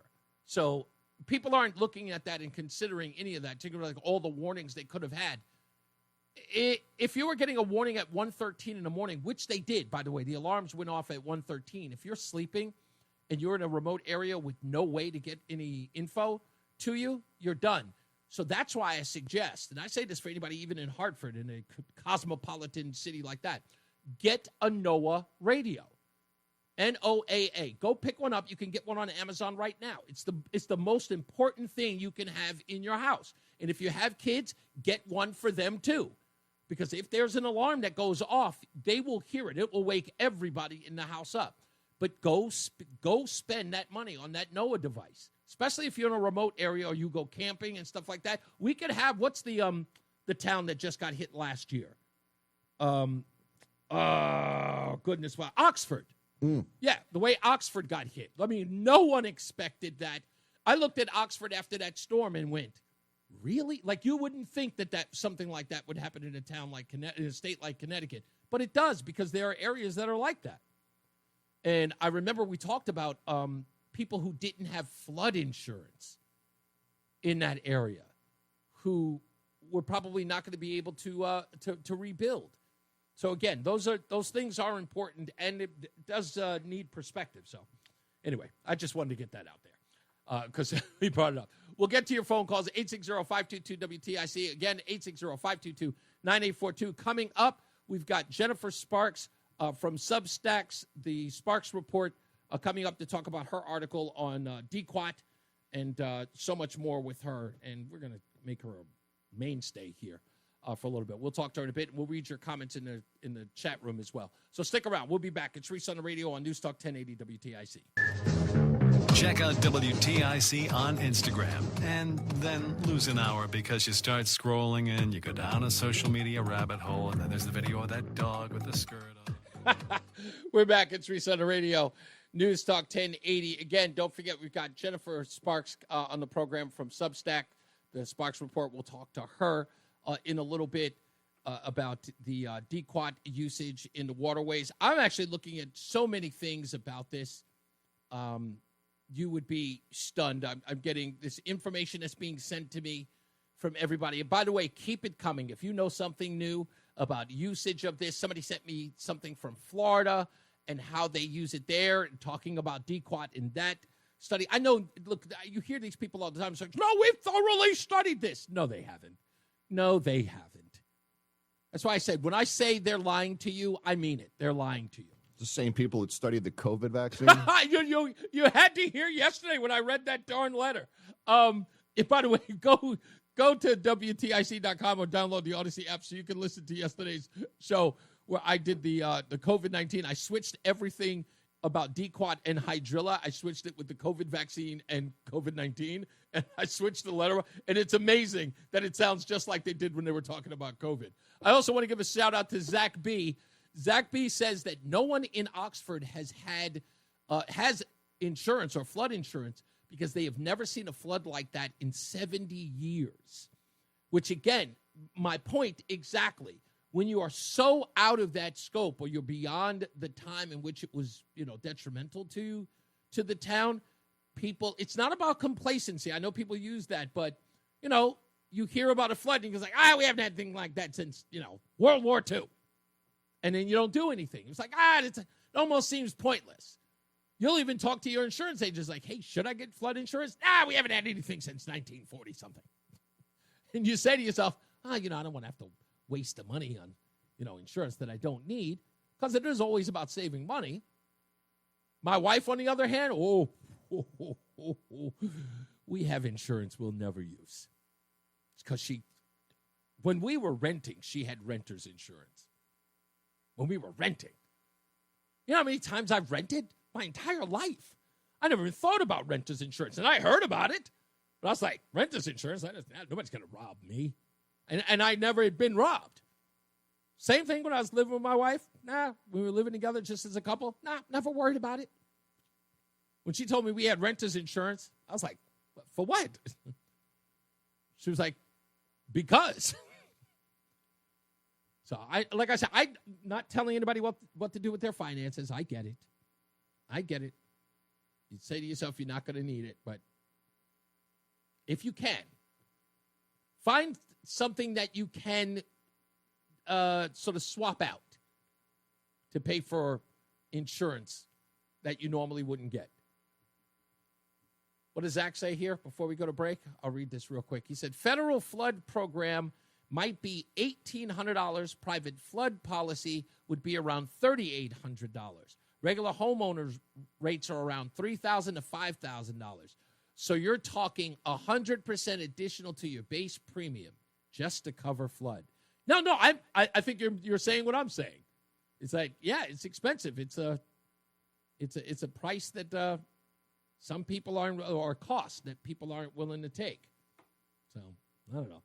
Zach also said you'd be surprised how few people have no personal coverage. Yeah, I know. Let's get our first check of the weather and traffic for the show. Jason Caterina is in with the weather. And my good friend Mark Christopher is in the BPS Traffic Center. Let's ask Mark real quick. Is there an insurance you wouldn't pay for? Like would you get dog medical insurance? I don't know if I can afford that. See, that's what I'm saying. But you know it exists. Did you know it exists? I wouldn't. You know what? I wouldn't get my legs insured. No? No. Okay. No. Interesting. That's interesting. Now I have to investigate. Take a walk in the wild side. Yeah, no doubt. Reese on the radio, making sense of the news. Yeah, even when it makes no sense at all. Now on WTIC, News Talk 1080. We got the stupidest thing I read today coming up, and it sounds just like the stupidest thing I read yesterday. It's more and more reports that are talking about the immigration issue. We'll get to that as well. But also coming up, we've got Jennifer Sparks of the Sparks Report. She's going to talk about her article on DQuat and a bunch of other stuff that's happening in the state of Connecticut. Substack is right now kind of the place to go to read news that you won't read anywhere else. As you all know, that we have an unreliable and irresponsible news media today. And, although there are, not the entire thing, but we know it's a growing sentiment among people who listen to talk radio, who understand that. But thank God for places like Substack and, of course, people like Jennifer Sparks of the Sparks Report. We'll talk to her a little bit about that and about DQuat and some other stuff and how you can find her if you want to subscribe to her Substack or any other one of the pages that she goes to. I'm finally got in touch with her. She friended me on Facebook. I didn't know who she was, but then somebody told me about her and says, hey, you should talk to her. And then I reached out to her. It took her about a week because she's so damn busy. And I understand that when you're busy and everybody's fawning over you, they just all want you to be a guest. So we're thankful to have her. We'll talk to her in a quick minute after we get some weather and traffic, of course, from our intrepid reporters in weather and traffic, Jason Caterina and Mark Christopher, who's in the BPS Traffic Center. Mark, I just want to let you know that Mark in West Hartford said, what are you talking about? You're not going to insure your legs. Mary Hart of Entertainment Tonight, she financed her legs at $1 million. She certainly did back when she was doing Entertainment Tonight. And Mark just texted me, busting my stones about that. Good enough. And you see Mary Hart, if you ever watch a Dodgers game, she's always writing back a home plate with her husband, Bert Sugarman. Is she? Yeah, she's right behind the home plate. She used to sit right next to Larry King before Larry passed on. Oh, wow. But you could still see her sitting there behind home plate at Dodger Stadium. So she's got those sweet seats. Hey, it's Reese on the radio. And don't say we didn't warn you on News Talk 1080 WTIC. All right, we're back. Let's get to it. Our guest on the program today is none other than Jennifer Sparks. I've only been talking about her all for the last 2 hours. She's on the program today of the Sparks Report. Thank you, Jennifer. And I know it's our first time. We didn't even have a pre-interview, so we're going to wing it. We're flying by the seat of our pants today. I love that, Reese. Thank you so much for having me on. I really, really appreciate it. And I love doing that. I used to do a lot of stuff with music and improv and kind of going on the fly, let things be spoken and said. So it's good. No doubt. So, Jennifer, you have your Substack article, which is the Sparks Report. You talk about pretty much anything and everything, but Connecticut is your home. And you were compelled to write this story about DQuat. What I found interesting in your article was you didn't play around with all of the nonsense and the back and forth, the political who's this and who's that stuff. You start your article off by telling everyone what DQuat is and what it does and how it is harmful.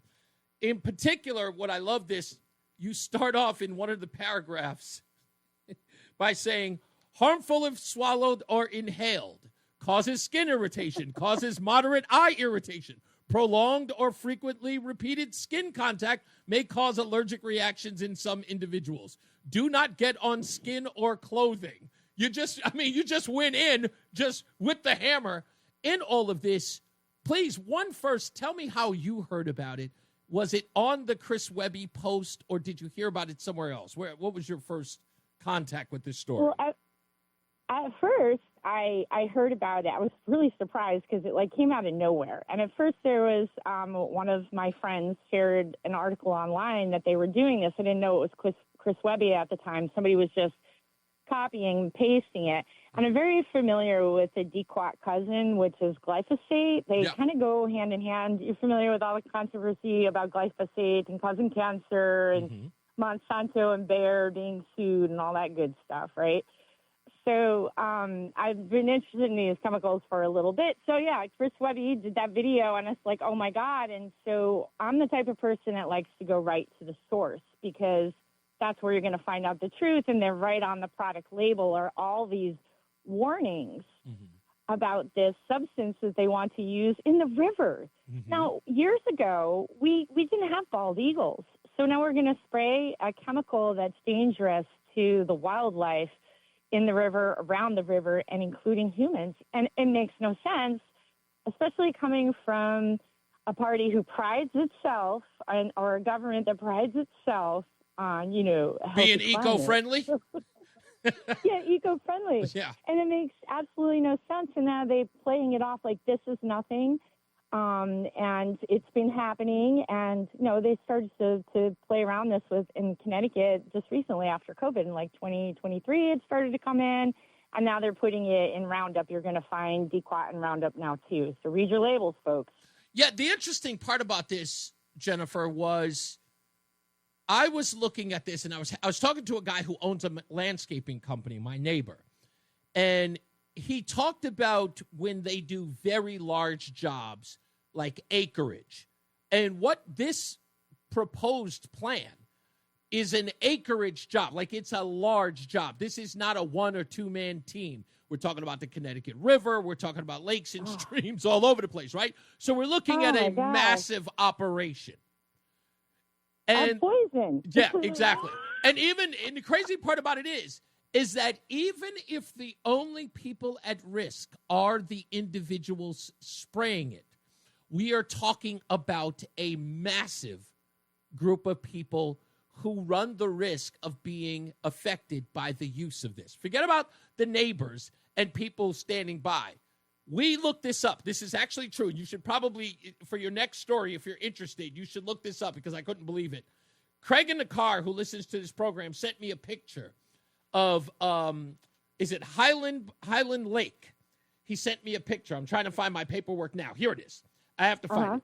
It is, Highland Lake, where they did, Lake Hayward. I apologize. I'm all over the place. Lake Hayward. Oh, yeah. Okay. Is this about the fish? No. Lake Hayward did they sprayed a pesticide called Flumigard, which, again, is far less dangerous than DQuat. But here's where it draws a problem. In looking up Flumigard, what does it say? It says that it should not be inhaled, right, in any massive quantity because it is harmful if you are to inhale it. Well, Craig contacted me and said the only reason why he knew it was in the water and it was sprayed was because as they drove by Lake Hayward, they could smell it. And what does it mean, Jennifer, if you can smell it? That means it's Oh, you're molecules. breathing it. Yeah, you're breathing it. That's the definition of smell, which you're not supposed to do. And everyone who is just walking in the park, maskless, walking their dogs by the lake, Craig asked all of them, hey, do you know what they sprayed in the water? Nope, don't know. No, nobody heard about it. Nobody was even alerted. And you had to walk over to the tree where they posted it and said, this has been sprayed with Flumigard, and don't go in the water. No public notice at all, and everybody's running around breathing it. So this is... Oh, that's terrible. Yeah, so oh my gosh, wow. what we're recognizing here is a bunch of people getting indignant that we have the audacity to question the use of this stuff, even though they never made it known to anybody that they were going to do it. We had to find out from Chris Webby. We had to find out from other people who were now researching it. And now they're calling us a bunch of misinformation and disinformation purveyors or conveyors out into the public. And I'm going, dude, you wouldn't even, you're not even on the up and up with us about this. What else are we supposed to do other than seek out the information? Absolutely. Well, it says it right on the product. I mean, you just go to the source. Always follow the money with this, which I haven't done a dive into who's special, this and that. Chris Webby did a great job with that. But our state is really bad because whoever's got, the grease for the palm and let's how we're going to do this, and they do stupid things because somebody's making money. That's always what it comes down to. Why would you spray poisonous chemicals into a lake? Why isn't the government telling us what they're actually doing? And then when you call them out, which we are supposed to do, that's what being a citizen is, right? Mm-hmm. Your civic duty is to call out your government when you say, hey, wait a minute, this is a toxic chemical. It says so right here on the label. They've banned it in Europe. And we're using it here in the United States. And there was a report I saw, I haven't confirmed this, it was a fisherman saying that the trout is different because they started spraying it in some places in Connecticut. I haven't verified this. I don't think the fisherman would be making up a story. It was going on, I saw that posted online, so I would have to double check that. Right. But for fishermen out there, are you noticing, because I want to ask people who fish, is there a problem lately with the trout in the last couple of years where they could possibly, they're starting to use it already in Connecticut. We just are finding out about the big spray that thankfully they're going to put off now to what, is it 2026? So we have to really keep an eye on that because we, like you were saying, and I really appreciate you having me on and talking about my Substack, a lot of the media in Connecticut is not talking about things people really need to hear about. But I think there's a reason for that. Thank you, Reese. No, it's okay. I think there's a reason for that, Jennifer. And by the way, for those of you just joining us, we've got Jennifer Sparks from the Sparks Report on, and we're going to have her back as often as I could possibly have her, but I know she's busy. And thank you. You got it. The thing that I'm noticing about this, and I think that there is this effort, right? You don't really bring a lot of attention to a story like this for one reason. Because if you cover it too much, it becomes national. That's how stories work nowadays. Like you hear this story about, the David versus Goliath, right? You got the average citizen who's fighting against big bad government who wants to do something, and then other outlets like national news media, they get a hold of it. It ends up in the Washington Post. It ends up in the New York Times. However they spin it, it becomes a big story. I noticed something interesting in here, and I think only reason why I'm sharing this with you is not because I don't think that you caught on to it, but I don't think a lot of people have. And I said this yesterday. We had Representative Renee Muir on the program 2 days ago. Yeah. And she said that this hydrilla problem was dire, that if we don't do this so-called nuclear option, that it was going to choke off the waterways, it was going to affect property value, it was going to destroy the ecosystem in Connecticut. It is the most important thing that we could do, and it is in a situation that we have to do whatever's possible to save the waterways. And with that, I thought about this, Jennifer, and I said to myself, well, that's interesting, because if it's that big of a deal, why is the media so hush about it? If it's that's great. You know what I mean? That's a good question. You know what I'm saying? Hydrilla is this dire problem that we have to spray a banned chemical in the water, and the media has done one or maybe two stories about it. It's not even on their radar. Oh, it's pretty. It was just like kind of the coverage of it was pathetic. It is, and the coverage had more to do with Chris Webby than it did about the issue. Everything was about hydrilla. Everything was about nothing about DQuat. Not even talking about what one article talked about. I think the Stanford Advocate said, was it banned in Europe? They claimed that it was banned in Europe, and then they move on to why hydrilla must be removed. I'm like, that's not a story. Like, people are concerned about hydrilla, rightly so, but they're also concerned about the poison in which to get rid of it. Why isn't there a focus on it? No one wants to talk about that. Exactly, and why is it was so like slippery too? You know, it's like boom, I'm like, oh great, because I'm in one of the areas. I'm right by the river. I'm in Portland, where you're planning on spraying it here in my town. And I'm just, God, let me throw you a loop. Let me throw you a loop on this, Jennifer, because this is another angle you need to hear. And I've got that this morning in the Connecticut Insider, CT Insider. Please go check them out. Here's the they're great. I like the CT Insider. They do great stuff. Here is the headline. Governor Lamont vetoes bill that would give Connecticut towns the right to overturn environmental rulings. Ooh. Oh, I got a whole lot of stuff I could talk about with that stuff. Oh, my gosh. We could get into the topic of, like, all kinds of stuff with that. Like, now, when I read it, I went, whoa. Are you kidding me? Listen to me. Here's the veto.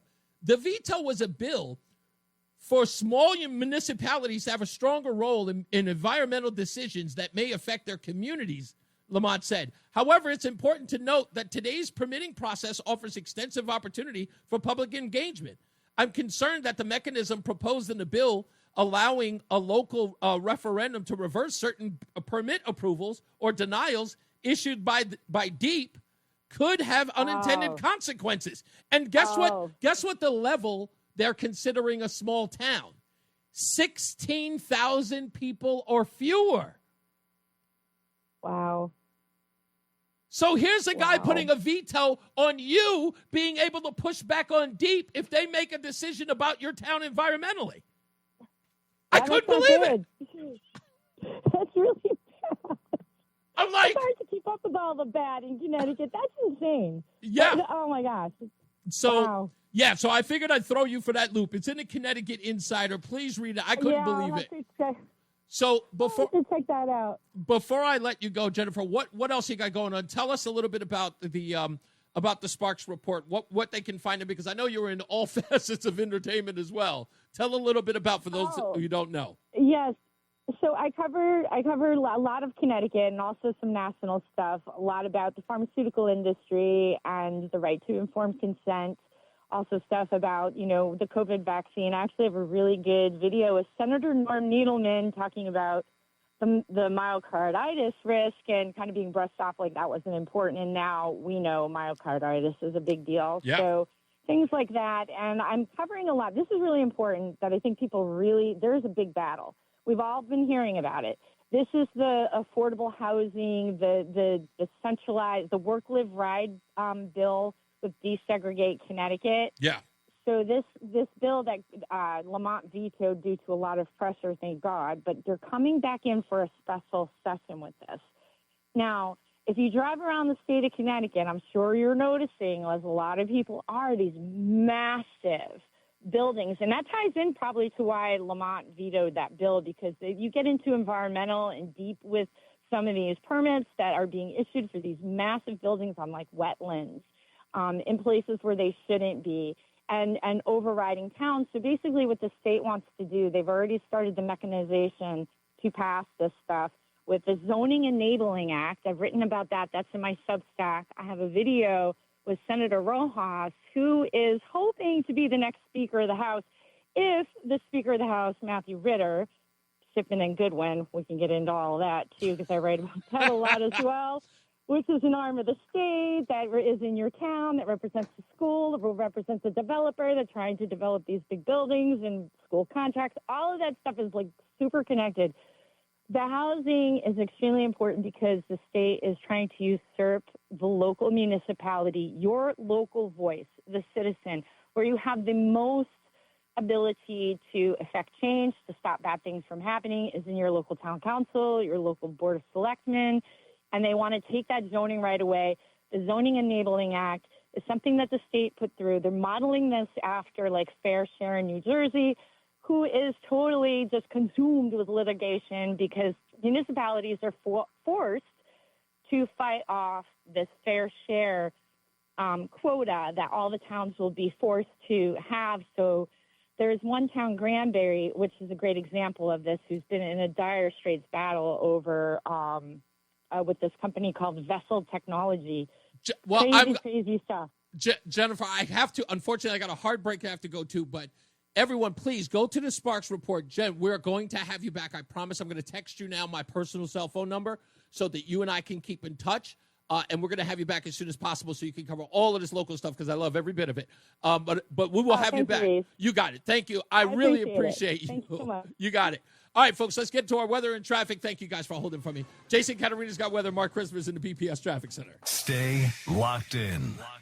Reese on the radio is on WTIC News Talk 1080. I want to thank Jennifer Sparks for being on the program. I just sent her a text to tell her thank you. And, of course, as you would think, there's something, by the way, I'm finding out that's very interesting.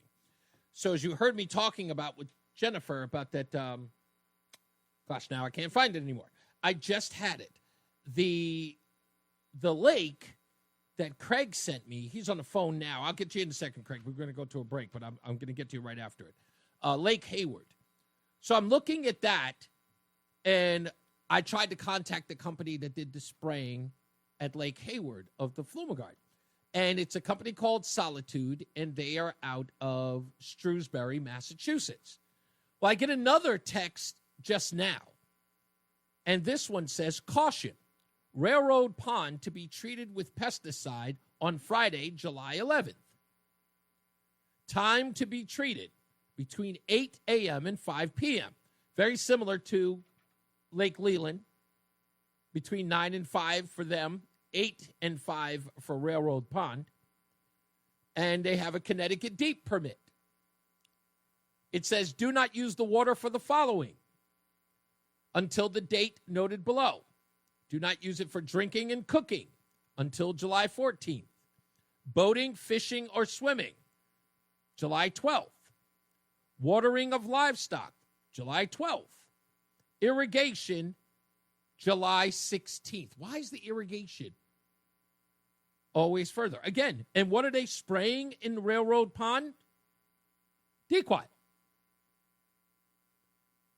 But the interesting part is that, again, this company is called Water and Wetland. They are in Upton, Massachusetts. Both companies, two different spots. Massachusetts is their homeland. But you know what I'm not seeing on any of these notices? The Army Corps of Engineers. Why not? Why isn't the Army Corps of Engineers listed anywhere on this? I don't see it anywhere. I mean nowhere. They have a Connecticut deep permit, but the Army Corps of Engineers, who they told us are coordinating the Dequat spraying, nowhere to be found. Why? Are you getting any impressions that there are more questions than there are answers? Yeah. Absolutely. I wonder if the folks over by the Railroad Pond were even alerted to this happening. I guess they are. It's up against a tree. There's your alert. Let's get another check of weather and traffic. WTIC News Talk 1080, because local has never been more important. That it is. It's Reese on the radio on News Talk 1080 WTIC. Let me get right to the phones real quick. Craig in the car. What's going on, sir? I pretty much talked you up, didn't I? I had to call. I had to call early. I got a tea time in 15 minutes. Excuse me. Hey, quick point of clarification. Yeah. On the Lake Hayward thing, it is not that the residents of the Lake Association didn't know it was happening, but when I drove around asking people what was sprayed, nobody knew. Oh, no, that was what I meant. When I said when you people walking their dogs or walking around there, you ask them, like, hey, do you know what that is? And nobody seemed to know. So that they knew the treatment was going to happen, and if I'm not mistaken, I think they actually vote on it as an association. What I found really concerning to me about it was I was talking to our select woman yesterday, and I asked her if she had signed off on it, and apparently it bypasses the town. So in other words, the Lake Association makes the decision what to do, and they work with DEEP directly. Right. The town was not involved whatsoever. They don't have a vote. There's nobody outside of the Lake Association knew that was going to happen. And in my opinion, the entire town should have been notified of it. The Lake Association doesn't own the lake. But that's the part I don't seem to understand. I don't understand that. Okay, the Lake Association, I mean, if you're lucky, sure, people live in that community. Hopefully they do. If they're a part of, well, the Lake Association, no, because they're spread out. It's everywhere. But my point is that... Well, that Lake Association, you have to live directly on the lake to be part of it. I live half a mile away, and I'm not part of the association. Okay. But if the Lake Association is making a decision with DEEP to spray an herbicide, help me understand why the Lake Association wouldn't ask the surrounding community. I don't know. I knew nothing about it, and like I said, I live half a mile from there. On Friday or Saturday nights when they have their little concerts on the beach, I can hear it. I can tell you what song is being played. That's how close I am. Well, the Railroad Pond, that's in Berlin, and the Berlin Town Hall, they have I guess there's a water control manager that's in the area. I'm not sure if they're associated with the pond, but again, this doesn't sound like this is thoughtful in the sense of let's let the community know what's going on outside of just posting a sign. Because again, if you live by it, you should know what you're inhaling. And as you described, again, a half a mile, you couldn't smell it from your home. You had to actually how close did you have to be before you smelled the herbicide in the pond or in the lake? I was driving on the road that goes around the lake. That's how I get home. Yeah, okay. So you're a couple of feet from it, but it was, I mean, from your description, it was considerable, the scent.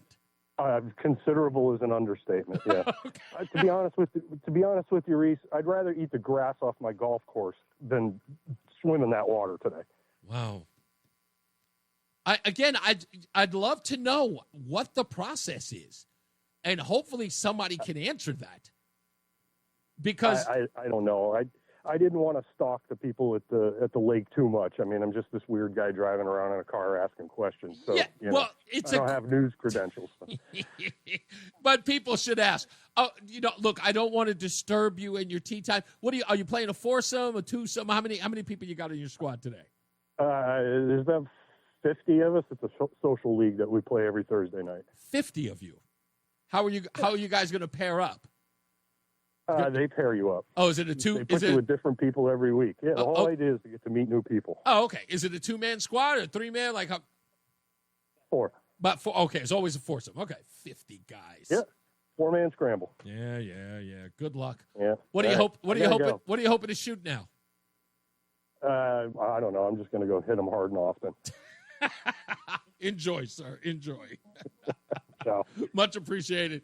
Let's go to, I'm going to grab him real quick because he's calling. Peter's in Canton. How are you, sir? Good. How you doing? I'm good, sir. What do you got?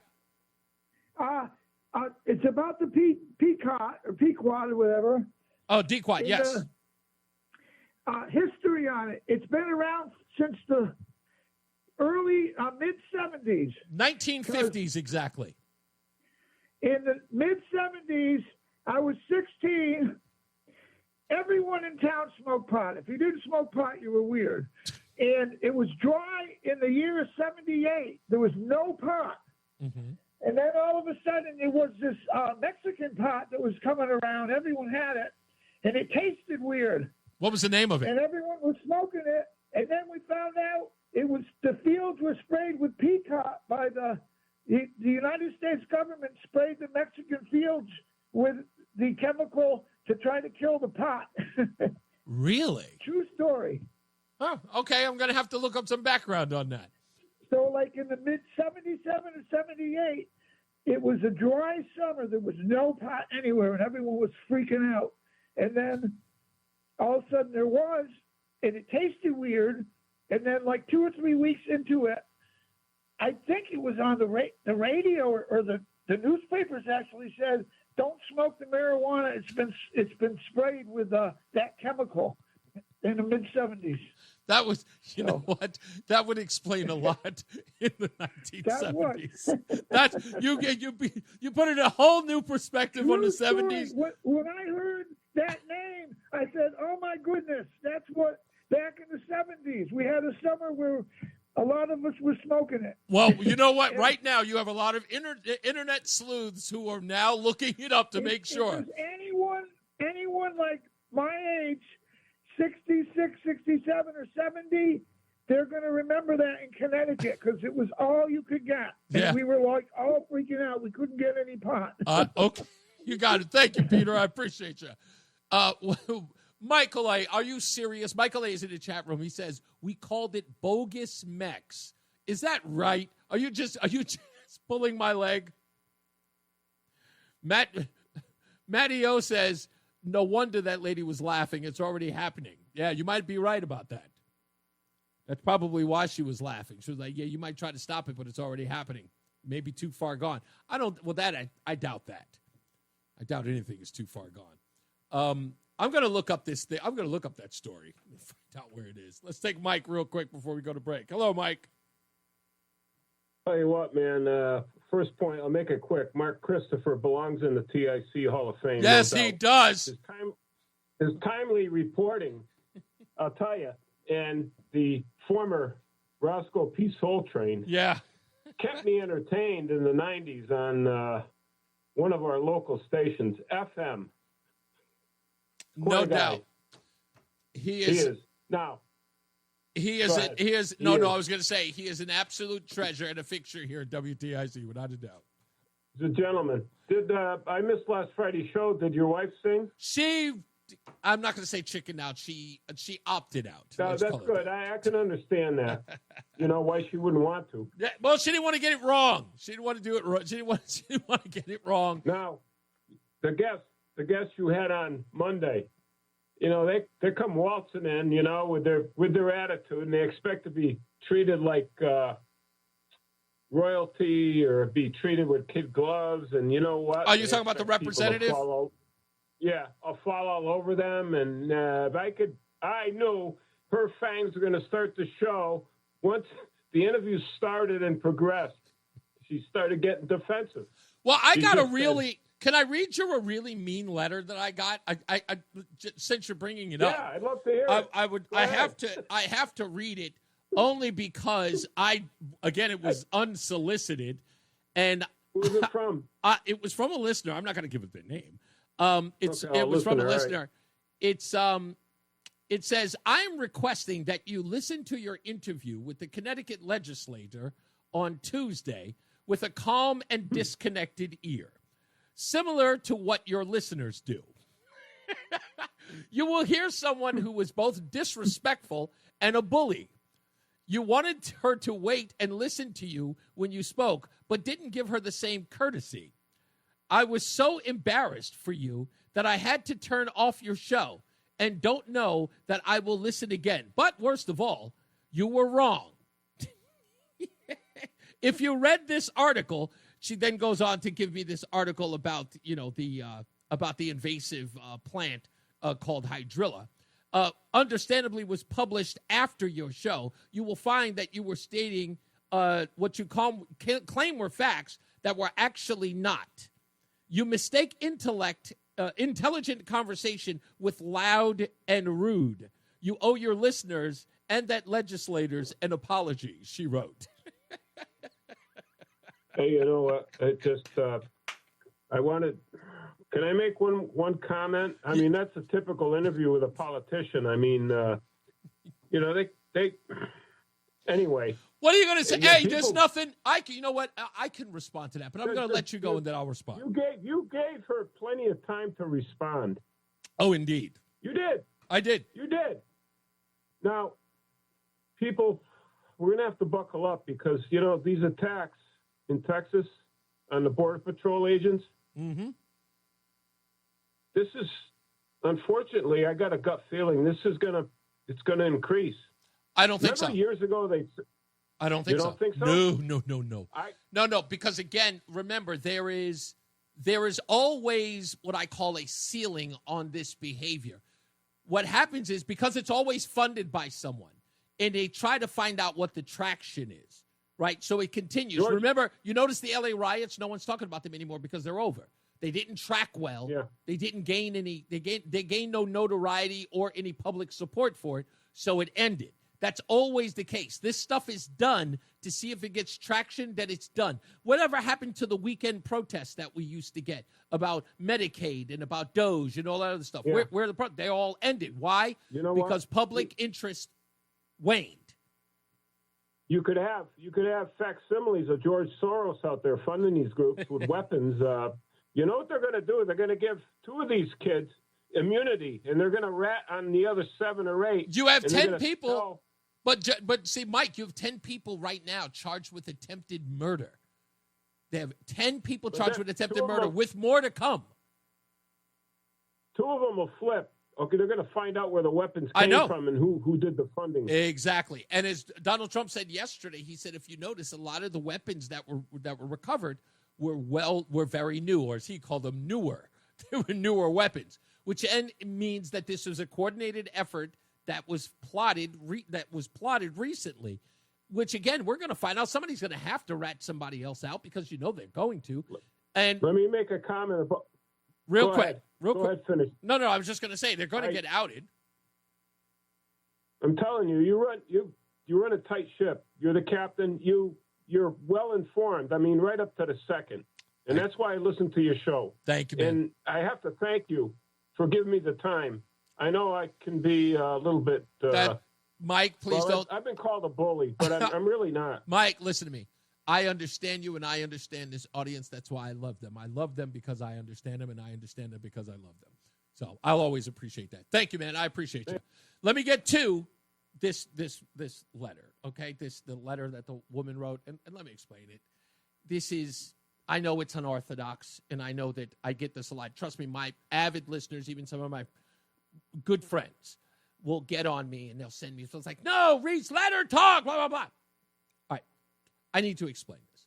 You're never probably going to be on the same page with me on this one, but I have to explain what I'm doing. Okay, first off, as a guest on this show, as a politician, I owe you nothing. As a guest on this show, if you're a politician, you owe me.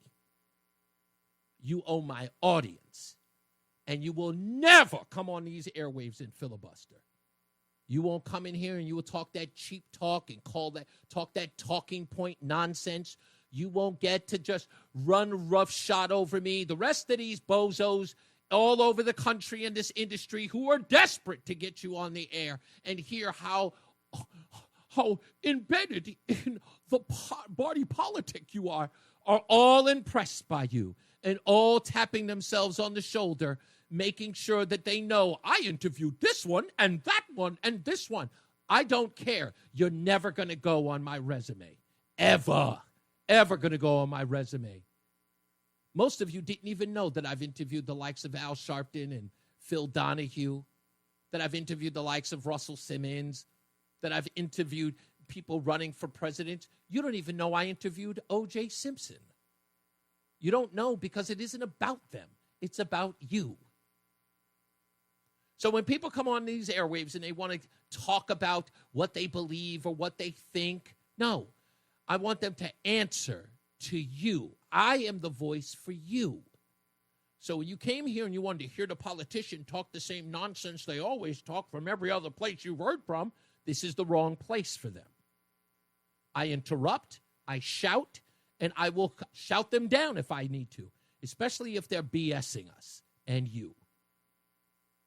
That's the kind of show I run, and that's the kind of interview I do. Take it or leave it. Take it or leave it. I'm sorry, but that's just the way it goes.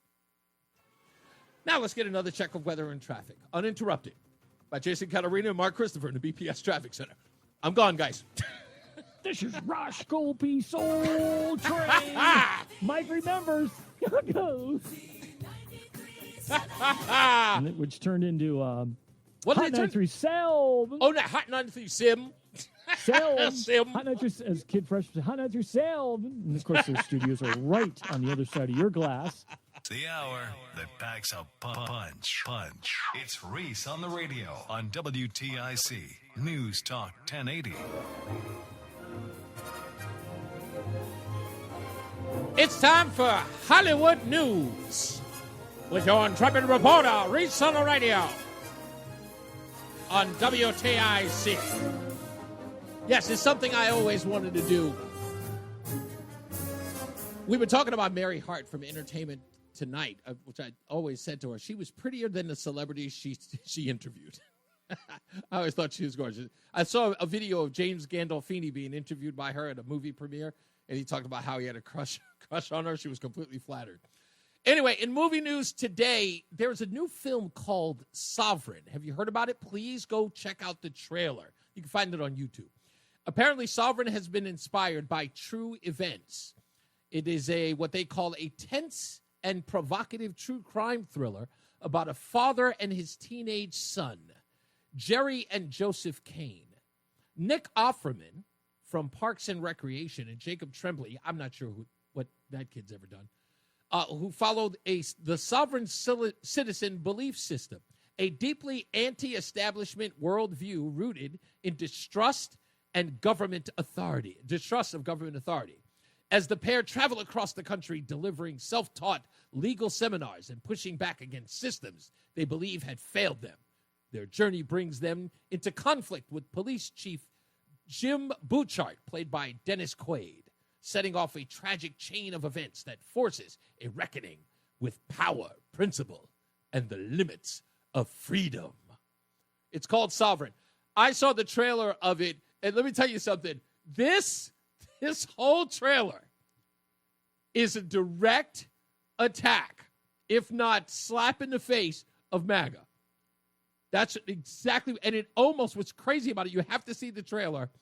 They make Nick Offerman look like a borderline neo-Nazi.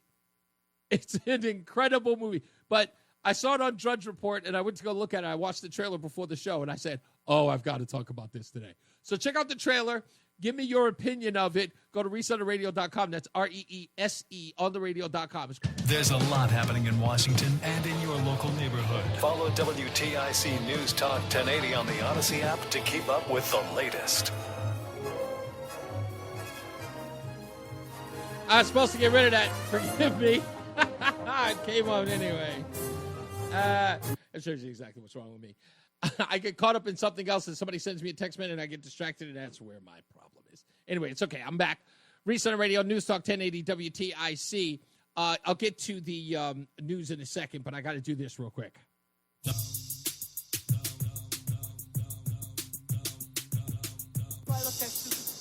you do. Stupid as can be. This could very well be the stupidest person on the face of the earth. Stupidest thing I read today. Here's the quote. It's either $20 million or an apology. Pro-Hamas activist Mahmoud Khalil files a $20 million lawsuit against the Trump administration. Yeah, he said he's demanding an apology from the Trump administration, or he's demanding $20 million. Anybody think, how do you think this is going to end? Anybody?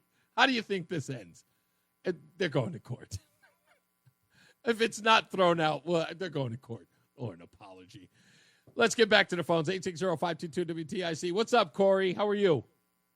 What is going on, brother? What's up?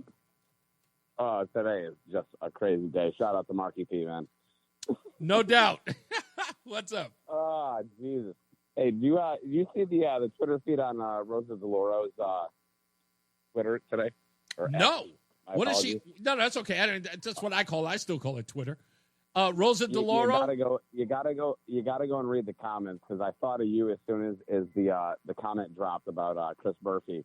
She apparently had a statement today about the VA and all the people they're about to lose.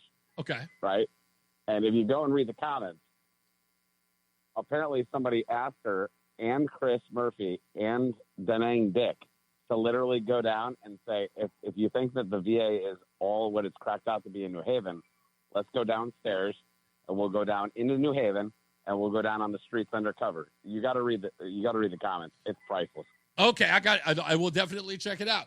I don't think she's ever going to respond to those things, but you know how these guys are. Just to throw a stone and hide your hand party. That's who they are. He's willing to walk across the state. I think he would be able to go and do an awesome Netflix documentary as to in his own state that the VA facility is a drug factory. Damn. And let's go see why New Haven screwed up and all Bridgeport and all the reasons around it. I mean, it was an awesome proposal, but they haven't responded to it. But I think you should go and look at it. I'm going to go. I got her page up now, and I'm definitely going to go to it. It looks like there are two of them. I just have to make sure I'm on the right one. But you got to go to her official account. I'll go to her official account. Shout out, brother. Awesome show today. Thank you, man. Much appreciated. Let's go to Dave in Brantford. Hello, sir. Yeah, Reese, I would like to talk about the Mexican paraquat that fellow was talking about from Okay, 73. is there any truth to this? Well, I did no research, but I was there, and so this is off of memory, and Okay. I have a pretty good one. So around about 77, 78, during Carter, we wanted to interdict the marijuana pipeline to America, Okay. and so we started using the helicopter herbicide sprayers that were 10 years ago in Vietnam, spraying 2,4-D, the Agent Orange formulations. Gotcha. And we thought we came up with a safer, better weed killer, which was paraquat. And I want to emphasize para with a P, a chlorine-containing herbicide, not the diquat that you guys are talking about of late, which is a bromine and nitrogen-containing herbicide, significantly different. So anyway, they sprayed the paraquat in Mexico with the permission of the Mexican government. This was thought to be a good idea. Now, the law of unintended consequences. Yeah. The drug dealers realized if you harvested it out of the field within about 3 days, it didn't get brown and die. You could dry it in the drying houses and actually sell it. Wow. And so this had the unintended consequence of exposing the people that cut it down to a fresh batch of poisonous herbicide. It ended up entering the market in advance of when it would have anyway. It came to America and poisoned us. And I was there. I was. So what was out of college by that what time. was the result of the usage of this paraquat laced marijuana? Well, they said it was a strong lung irritant. The usual stuff about decreased sperm motility. Wow. Mainly, it was a lung irritant. It could cause, obstructive breathing disorder, that kind of thing. Yeah. And the third unintended consequence is it seeded the domestic marijuana industry in California, Kentucky, Arkansas, because people became afraid of the Mexican product. Gotcha. And so the U.S. government was not willing to spray poison on our own people. And so it really was the initial formation of domestic marijuana, which at that time, believe me, I was there, the consumers would thumb their nose at the domestic product, which was considered junk. Right. Nobody wanted What did they that call stuff. it? I think it was dirt. Was it dirt weed? Was that what it was referred to? That I think maybe Kentucky dirt. Or Yeah, something Kentucky like that. dirt Sounds weed. familiar. Yes. At the end of my call, I want to mention William Tong is bragging about the opioid settlement and the money's coming to Connecticut. Yeah, saw and that. we're squeezing blood money out of these. You know what? The government is the worst at squeezing blood money out of these people that poison. Whether it's the tobacco settlement with Dick Blumenthal 30 years ago, and all that money was going to go to saving the health of tobacco people, and it turned out with all that money that came to Connecticut, we were one of the worst. Like 1 or 2% of the money that came to Connecticut actually went to anti-smoking and health exactly health savior effects. And we're going to do the same thing under William Tong, who is squeezing blood money out of the opioid producers, and the Connecticut politicians are just going to pocket it and get themselves elected with it. He is the worst of drinking the blood money. Yeah, I'm all done. Thank you, sir. You're 100% right about that, my friend. Couldn't get more crazier than that. Sean's in Meriden. How are you, sir? Good. Quick thing. Number one, I don't know if you heard about it, but because Brennan went on TV regarding saying that there was nothing going on here. I'm sorry, who went on TV? Brennan. Oh, okay. Okay. But because he went on TV the other day and said that there was nothing going on, he extended the life of the statute of limitation by 5 years on all those things that happened then. And from the Geneva down in the lawyer down in D.C. and the other gentleman who show up on Newsmax, is that because he did that, he extended the ability for the government to go after anybody who was involved with that 5 more years. In other words, to get justice. Yeah, so he's extended the statute of limitations. Of course, Sean is talking about former CIA director John Brennan, who was on Nicole Wallace's show on MSNBC, saying he doesn't know what he's talking about. He doesn't know exactly what this leak about his investigation is. So, yeah, we're keeping a close eye on that. A lot of people are saying that this is a red herring just to distract from the Jeffrey Epstein thing. I'm going to talk about that in the next half hour. Thank you, Sean. Let's go to James, who's in Durham. Hello, sir. Hey, hello, Reese. What's up? Listen, going back to the attack on the ICE facility down in Texas. Yes. And the 10 people that have been arrested. 11 now. What they've been found within their possession, the military style and tactical style clothing. Yes. The weapons, and some of those weapons were the dreaded AR-15 type style weapons that us law-abiding citizens are not allowed or should not be allowed to have, because those are scary. They're assault weapons. They're for military only, right, and everything. So now what I want to ask you, being that you are the president of the idiot known as Murphy fan club, yes, has there been a statement out of that moron's office about these people and the weapons that they had on them? Let me help you. In answering your question, it goes a little something like this.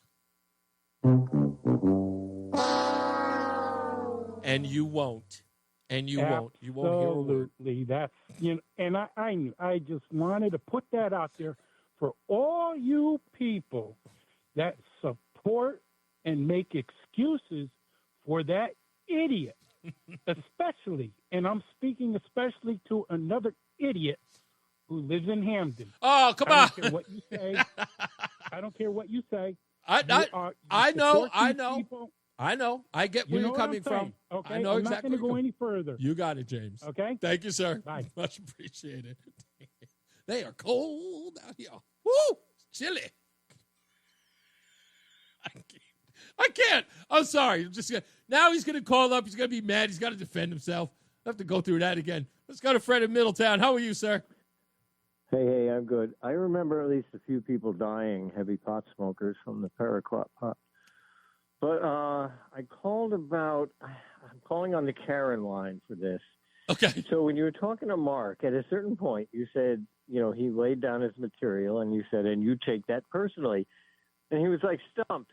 But that would be like, or so what? That would be like he lays out his material and you say, and you drink too much. Like, what does that have to do with the material? No. What I'm saying, what he takes personally, and this is what I meant about him. And again, this is not a slight to him. What he takes personally is that he puts all of this effort into work and like doing the legwork for them. He doesn't ask for any payment. He just wants action. And he kind of feels dismissed by the powers that, by these elected officials when he gives this to them. And I can get why that upsets him and he feels slighted by that. Of course, I'm not doing this for my own. Well, I am doing it for my own good, but I'm doing it for my constituents. And he's doing it free of charge, and he's doing it as a labor of love to get something done. But when you get shunned by those people who are in charge to do those things, you can take it personally. Well, right, but I would take you to task on that. In other words, sure. He's simply pointing out that he gave them the information and they had nothing to say about it. Mm-hmm. He's not like really calling for, he's just then pointing out that he did the work and nothing. Right. If that were, but Fred, if that were it alone, right, I would have no argument with that. So I put it to you this way. This is the way that I view Mark. Maybe he'll view it differently. Maybe you will. But I view Mark in this argument that says, okay, so I gave you some information, and I've done it several times, and you guys have ignored me, or you won't take what I'm giving you seriously. Then that becomes a concerted effort that everything that they do must be bashed, maligned, and destroyed. And saying, they just jumping on back. It's not compartmentalized. Well, let me jump to my closing point. So his knock on Sampson and the rest of these guys, he says they're all lawyers. And the reason why they're politicians is for the Cadillac health care, which they got plenty of dough, but they couldn't afford that, And right. So now they're in there, and they're Republicans, and so they yell at the Democrats. They nip at their ankles as might chihuahuas. That's He's right. his other thing. Yeah. But right, I want to I'll get them, and yeah. the thing that I want to do with them, Fred, is that I do want them to be mobilized and motivated, because what I truly do believe about the Republican Party in Connecticut is that we've tried so many things and we don't get any traction. And I am trying to tell people that's not a reason to give up. You just need to try something new. Option. Yeah. Yeah, I agree. That's why Mark's part of this fold. I appreciate you, Fred. Thank you, man. Thank you. Bye-bye. You got it. Yeah, I'm not of this ilk that says, we throw the baby out with the bathwater. I know Mark, not that Mark is that way either. I don't think anybody is that way. I think frustration builds so much that you get to a point where screw them all. And I get that. But I'm not that guy. This is going to sound, what the hell? I'm an honest guy. If you can't be used, you're useless. And elected officials are in a position where they are to be used. They are your public servants. They are used to fulfill your needs, if anything, right? The objective is for them to get out of your way. When you send them off to City Hall or when you send them to Washington, their job is to not inject more government into your life, is keep these sons of a brain surgeons off my back. I want to be a free person. I send them to Washington to make sure that my taxes are lower, so that I can afford the things that I need, so I can do the things that I need, so I can go on vacation, so I can pay for college for my children. Perhaps I can buy things for my grandchildren, leave my children something when I move on. That's what they're supposed to do. Can you get the government out of my way? Now, there are some people in Connecticut who wish to send people to Washington to invade their lives. Can you get me more Medicare? Can you get me more free stuff? I'm not of that ilk. And I don't want to root for those guys. I want to root for the guys that are getting government out of my way. They don't do it perfectly because no one is. But when they are on the right track, we assist them. That's all I'm saying. When they're on the right track, when they're on the right path, on the righteous path, assist them. You can be mad at them about the other stuff too. I think they can take that. You can say, hey, attaboy, good job on this one. I'm still ticked off about that other thing, but good job on this one. You have to. Tell me I'm being irrational here. I can do that. Why can't anybody else? Yeah, you remember that last thing you screwed up on? Okay, yeah, we still got to deal with that. But this thing, good boy. Good girl, whatever. Whatever you got to say. I've said too much. We got to take a break. We'll come back. More news, more views. Let's get weather and traffic at the bottom of the news hour with Dave Mager, who's in for John Silver. Jason Catarina's got weather, and Mark Christopher's in the BPS Traffic Center. Hey, Mark. Stay locked in. Reese on the radio is on WTIC News Talk 1080. We're back. We'll get to the rest of your phone calls before we wrap this puppy up. Tomorrow, you know what time it is.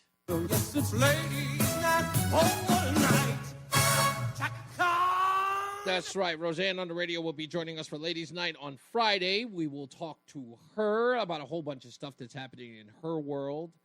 And just in the world in general. We'll get some perspective from a lady, which we rarely do here. A lot of guys call up and talk. We get some ladies now and again, but the objective is to get the women's perspective on everything from pop culture and politics on the Reese on the radio. So talking to my wife and getting her perspective can be interesting. She doesn't always agree with Reese on the radio. It can be a problem sometimes. Not a big problem, but enough of a problem, as usual. Also, can I play this? Do I have time? I think I can play this. Bill O'Reilly was on Chris Cuomo's show on News Nation. I think he's a regular spot there on News Nation, talking about this whole thing with the Epstein files. This is what he said when Bill O'Reilly, spoke to Donald Trump on St. Patrick's Day. I talked to President Trump man to man, eye to eye, on St. Patrick's Day about this and the Kennedy files and the King files. It was all one conversation. And he said, and I agree, there are a lot of names associated with Epstein that had nothing to do with Epstein's conduct. They maybe had lunch with him or maybe had some correspondence for one thing or another. If that name gets out, those people are destroyed because there's not going to be any context. Media doesn't care about context. So you can't do that. You can't destroy human beings by putting out the files, whatever they may be. Now, I'm going to be honest with you. I know what you're saying out there. Some of you might be going, yeah, that makes sense. But there's a lot of you out there that are going, nah, no dice. No dice. And I get that. I totally do.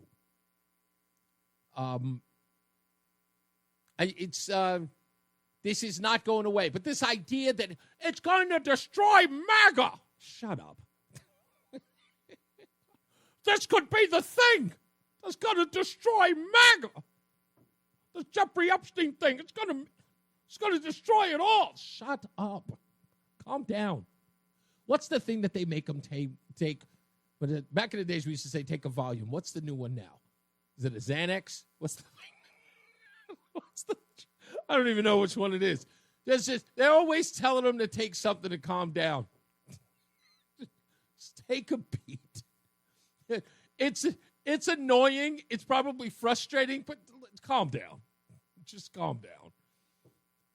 I think the reason why people are so upset is because they were really staking their careers on what they were going to find out. We're going to expose. Chill out. Let's get our final check for the show. Weather and traffic with Jason Caterina and Mark Christopher in the BPS Traffic Center. Hey, Mark. Got yourself a smart speaker? Alexa. It's your new radio. Play WTIC. Here we go. 1080. Listen to WTIC NewsTalk 1080 on Alexa. Oh, that was it? It's Reese on the radio. NewsTalk 1080 WTIC. We're almost out of here. Let's go to Tom in Thomaston real quick. What's going on, big guy?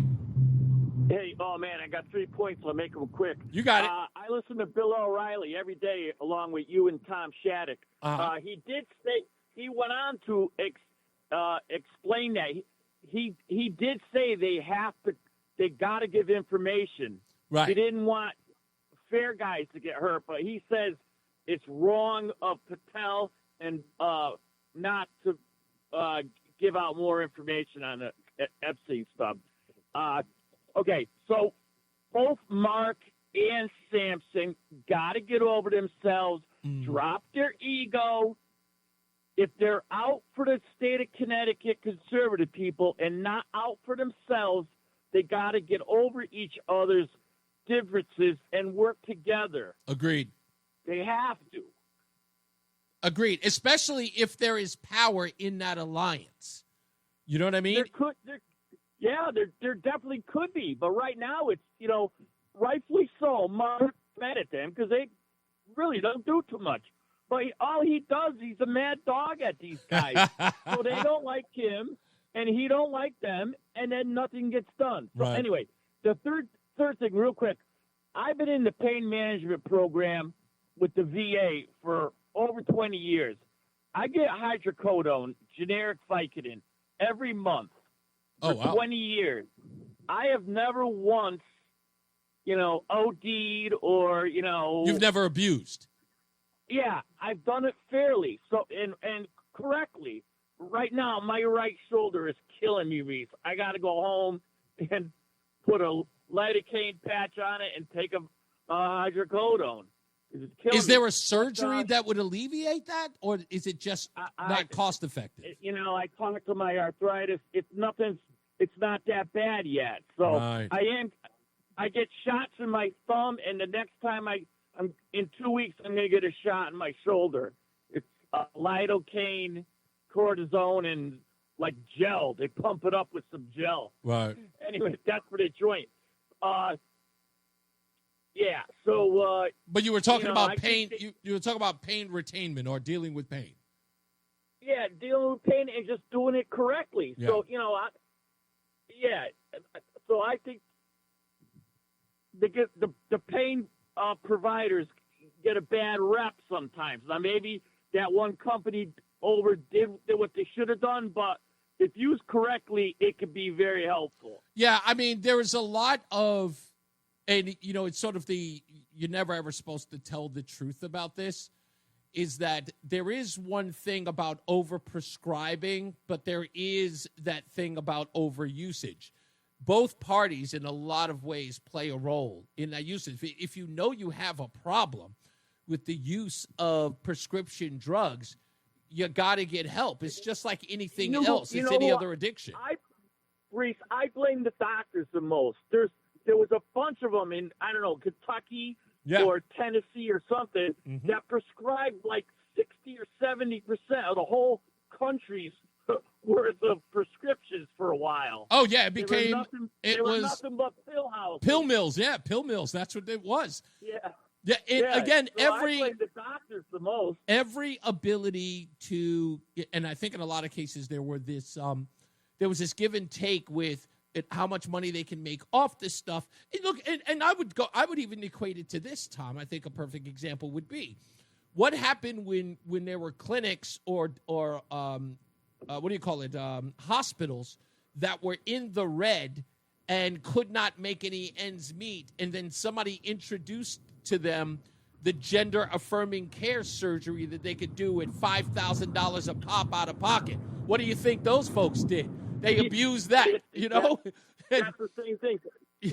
Reese, a quick side of, I'm in the janitorial business. Okay. They can't do it anymore because they stopped the law, but in the 80s and 90s, you should have seen the stuff that these salesmen would. They'd give them like $300 clocks and marble and this leather cases, $200 pen and pencil set. I mean, they just payola, man. Stuff like crazy. Yeah, that's the deal. Thank you, Tom. I appreciate you, buddy. We'll check you tomorrow. My good friend Matty O is in Bristol. What's up, buddy? Hey, Vaughn, let me take you off speaker here. Okay. All right. Can you hear me? Yeah, perfectly. Perfect. Let me just call about the guy with the painkillers. Okay. I was in a similar situation where I was on painkillers from doctors from a really bad accident. Okay. And the one thing I'll tell people, unless it's a pain like cancer or something that's terminal, do not get started with that crap, because what ends up happening is when you're on those painkillers, you think the pain is worse than it actually is. You never know when the pain's actually going away, because the withdrawals from the drug amplify the pain to the point where you don't know the difference between withdrawals and the actual pain from the original injury. Wow. And it is a horrible cycle to get into. So if you're not in like terminal condition, I'd say do not start with it. Take ibuprofen and suck it up. You know what?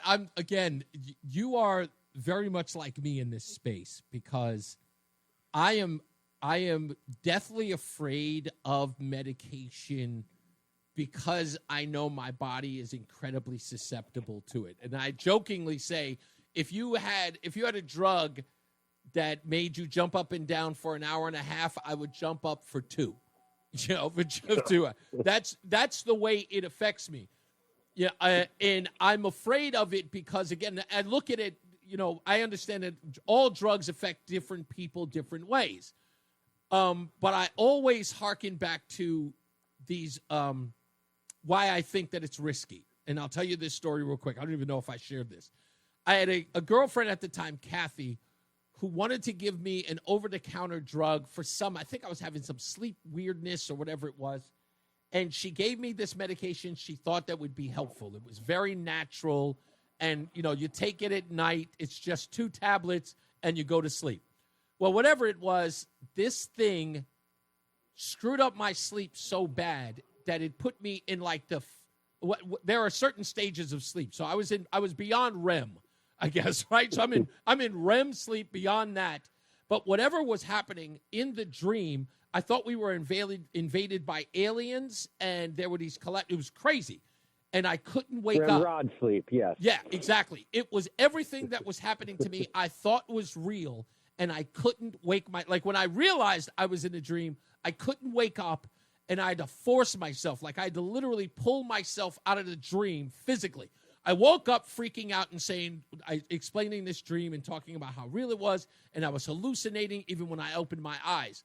Well, an hour later, she's sitting on the floor with her laptop computer, and I can see her from behind sort of chuckling, like her body. You know how your body moves when you're chuckling, like uncontrollably? Mm-hmm. So I'm looking at her, and I'm going, are you crying or are you laughing? And she turns around, and she is in tears, laughing her behind off. Well, she went online to go find out the side effects of this drug. It was told that you weren't even supposed to take 2 of these tablets, that you were only supposed to take 1, because you would run the risk of, without a doubt, incredible hallucinations. I guess it was described that it was almost detrimental to your mental state if you took more than 1. And I'm like, this stuff was over the counter at a GNC, and she was like, we found out later that it was taken off because of the same complaint. But that's how I feel about drugs. It's like I don't trust anything and anybody that anyone gives me because it is a scary, especially if it's a painkiller. I think it's detrimental. I don't trust any drugs, quite honestly. And I had a problem with the GNC drug too. But I'm telling you, when it comes to opioids, this is just a PSA for your audience because I've been there, done that, got the T-shirt. Do not get started with them. Because it's a physical addiction. Horrible. It's horrible. Physical addiction is the best way to describe that. That's exactly what it is. Yeah. Well, no, I don't think anybody. Sokolowski says, don't blame the drug, blame yourself. I don't blame the drug. I do blame myself. I blame the girlfriend who gave me 2 tablets. No, but people get on it from the doctors. And I'm telling you, if the doctor offers it to you, just say, no, I'll suck up the pain. Just don't even bother with it. I know. My former mother-in-law was like that, too, even though she was at the risk of getting her leg amputated, and they wanted to give her I think it was Percocet at the time they wanted to give her. She was scared to death of that. She was like, no, I just can't do it. She was afraid because she thought just 1 pill, that would be it for her.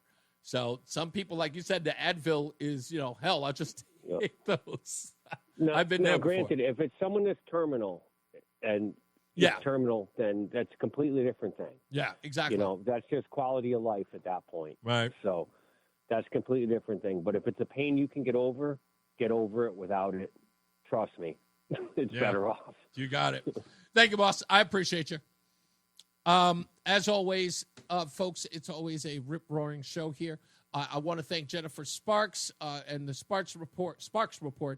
Check out her Substack article in Substack. It's called the Sparks Report, Jennifer Sparks. We're going to have her back very soon. She's all into the local stuff going there and in-depth reporting that she does. We'll get her back here as well. And thank you, Lori. I just got a great picture that she just sent of myself, Roland, and Michael A. She just sent me a picture of the 3 of us at the at Wooden Tap.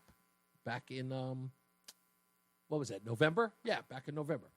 Yeah, and don't worry, folks. If those of you who are asking, efforts are being made. We're gonna do something really, really soon out there. I don't know where we're gonna do it. Roland, I'm about to say, Joey. We got a bunch of other spots that we can do events at, right? I mean, Wooden Tap, yes. I loved. We got plenty Wooden of Tap, spots. yeah. But I really loved Wooden Tap. That was a nice little place that they had upstairs. That was cool. Do we hold a lot of events at Wooden Tap? We've done a few there. Done a few? Okay. Yeah. If you had another place, where would you go? Well, I would say, ironically, we've done a few events at multiple locations they have. Oh, that's right. They have multiple locations. Mm-hmm. They sure do. Okay. Maybe we'll make Wooden Tap like the official look. No, I'm kidding. I mean, there's definitely other places we've done, like the FMs and the stations in general have done some stuff. Yeah, because they're all under they're all under the same umbrella, so we can do it pretty much anywhere. Hey, you know what I would like to do? Like, I would love to do like one of those store openings, or just one of those in stores, like at. Every time I used to drive by, they used to do something like at a Dunkin' Donuts or a McDonald's or something like that. I would love to do that because I'm totally inspired by Donald Trump being at the drive-thru. We're doing those big, like, sky searchlights like they used to do at the mall. Yes! So everyone knows where Reese is. Yes! That may be a little over the top. I'm not going to lie. I would feel like I would feel like a big deal if somebody would have put one of those big spotlights on there. I was like, oh my God, look at me. That would be cool though. I know some people. I'll see what I can do for you. Okay, all right, okay. We'll just, you know what we'll do? We'll just tape some flashlights and put it on. There we go. And we'll just put some flashlights, like one of those industrial flashlights, and we'll just put them on like on a drill. And we'll just have some, and we'll just push the button and just have them spinning. Just a little strobe effect. I like it. We'll do something simple. Thank you, Joey. I appreciate you, man. I love it when you're here. It's all good, man. I love it. Thank you, man. Folks, we'll be back tomorrow. Again, like I said, it's ladies' night. Roseanne will be here. I know that we've got something that we're arguing about. No fight, but we have something that we're arguing about or debating about. She is not happy about this, that woman, Sadie Perkins, the woman who was trying to inject race in that whole Texas flood thing. So I know she's going to want to talk about that tomorrow. I had to stop her from posting online. Like, I feel bad about that, but I had to tell my own wife, don't post online about some of these things. People are going to read that. Do you understand that? And people are just like, well, she's not her own person now because she's married to you. No, she's not her own person now. So she has to be careful. She wants to say, not that she wants to say a whole bunch of like, ridiculous things, but she's got to be careful. Social media. God, tell her that stuff. As I always say, radio is free, so we thank you for paying attention. Remember to keep JC in your hearts and in your minds. Sean Patrick, we love you and we miss you. Remember that panic is not planning, so plan your work and work your plan. Me, I'm Reese on the radio. You, have a good night, pleasant tomorrow. Let's get to Mark Christopher with your BPS traffic update. Mark, we'll see you mañana. Oh, no, you're back here tomorrow. I'll see you tomorrow. All right, we'll see you tomorrow. Thank you. If you're heading into Hartford. All right, sir. Thank you. Much appreciated. Not a problem, buddy. Talk to you next adventure. You got it. Bye. Traffic. Bye. 44. All right, everybody. Mañana. And let me get ready for. I'm going to go see Superman. I'll have my review tomorrow. Yeah, that's right. I will have my review of Superman tomorrow. We're going to see the next showing coming up. So stay tuned for that. You guys be good.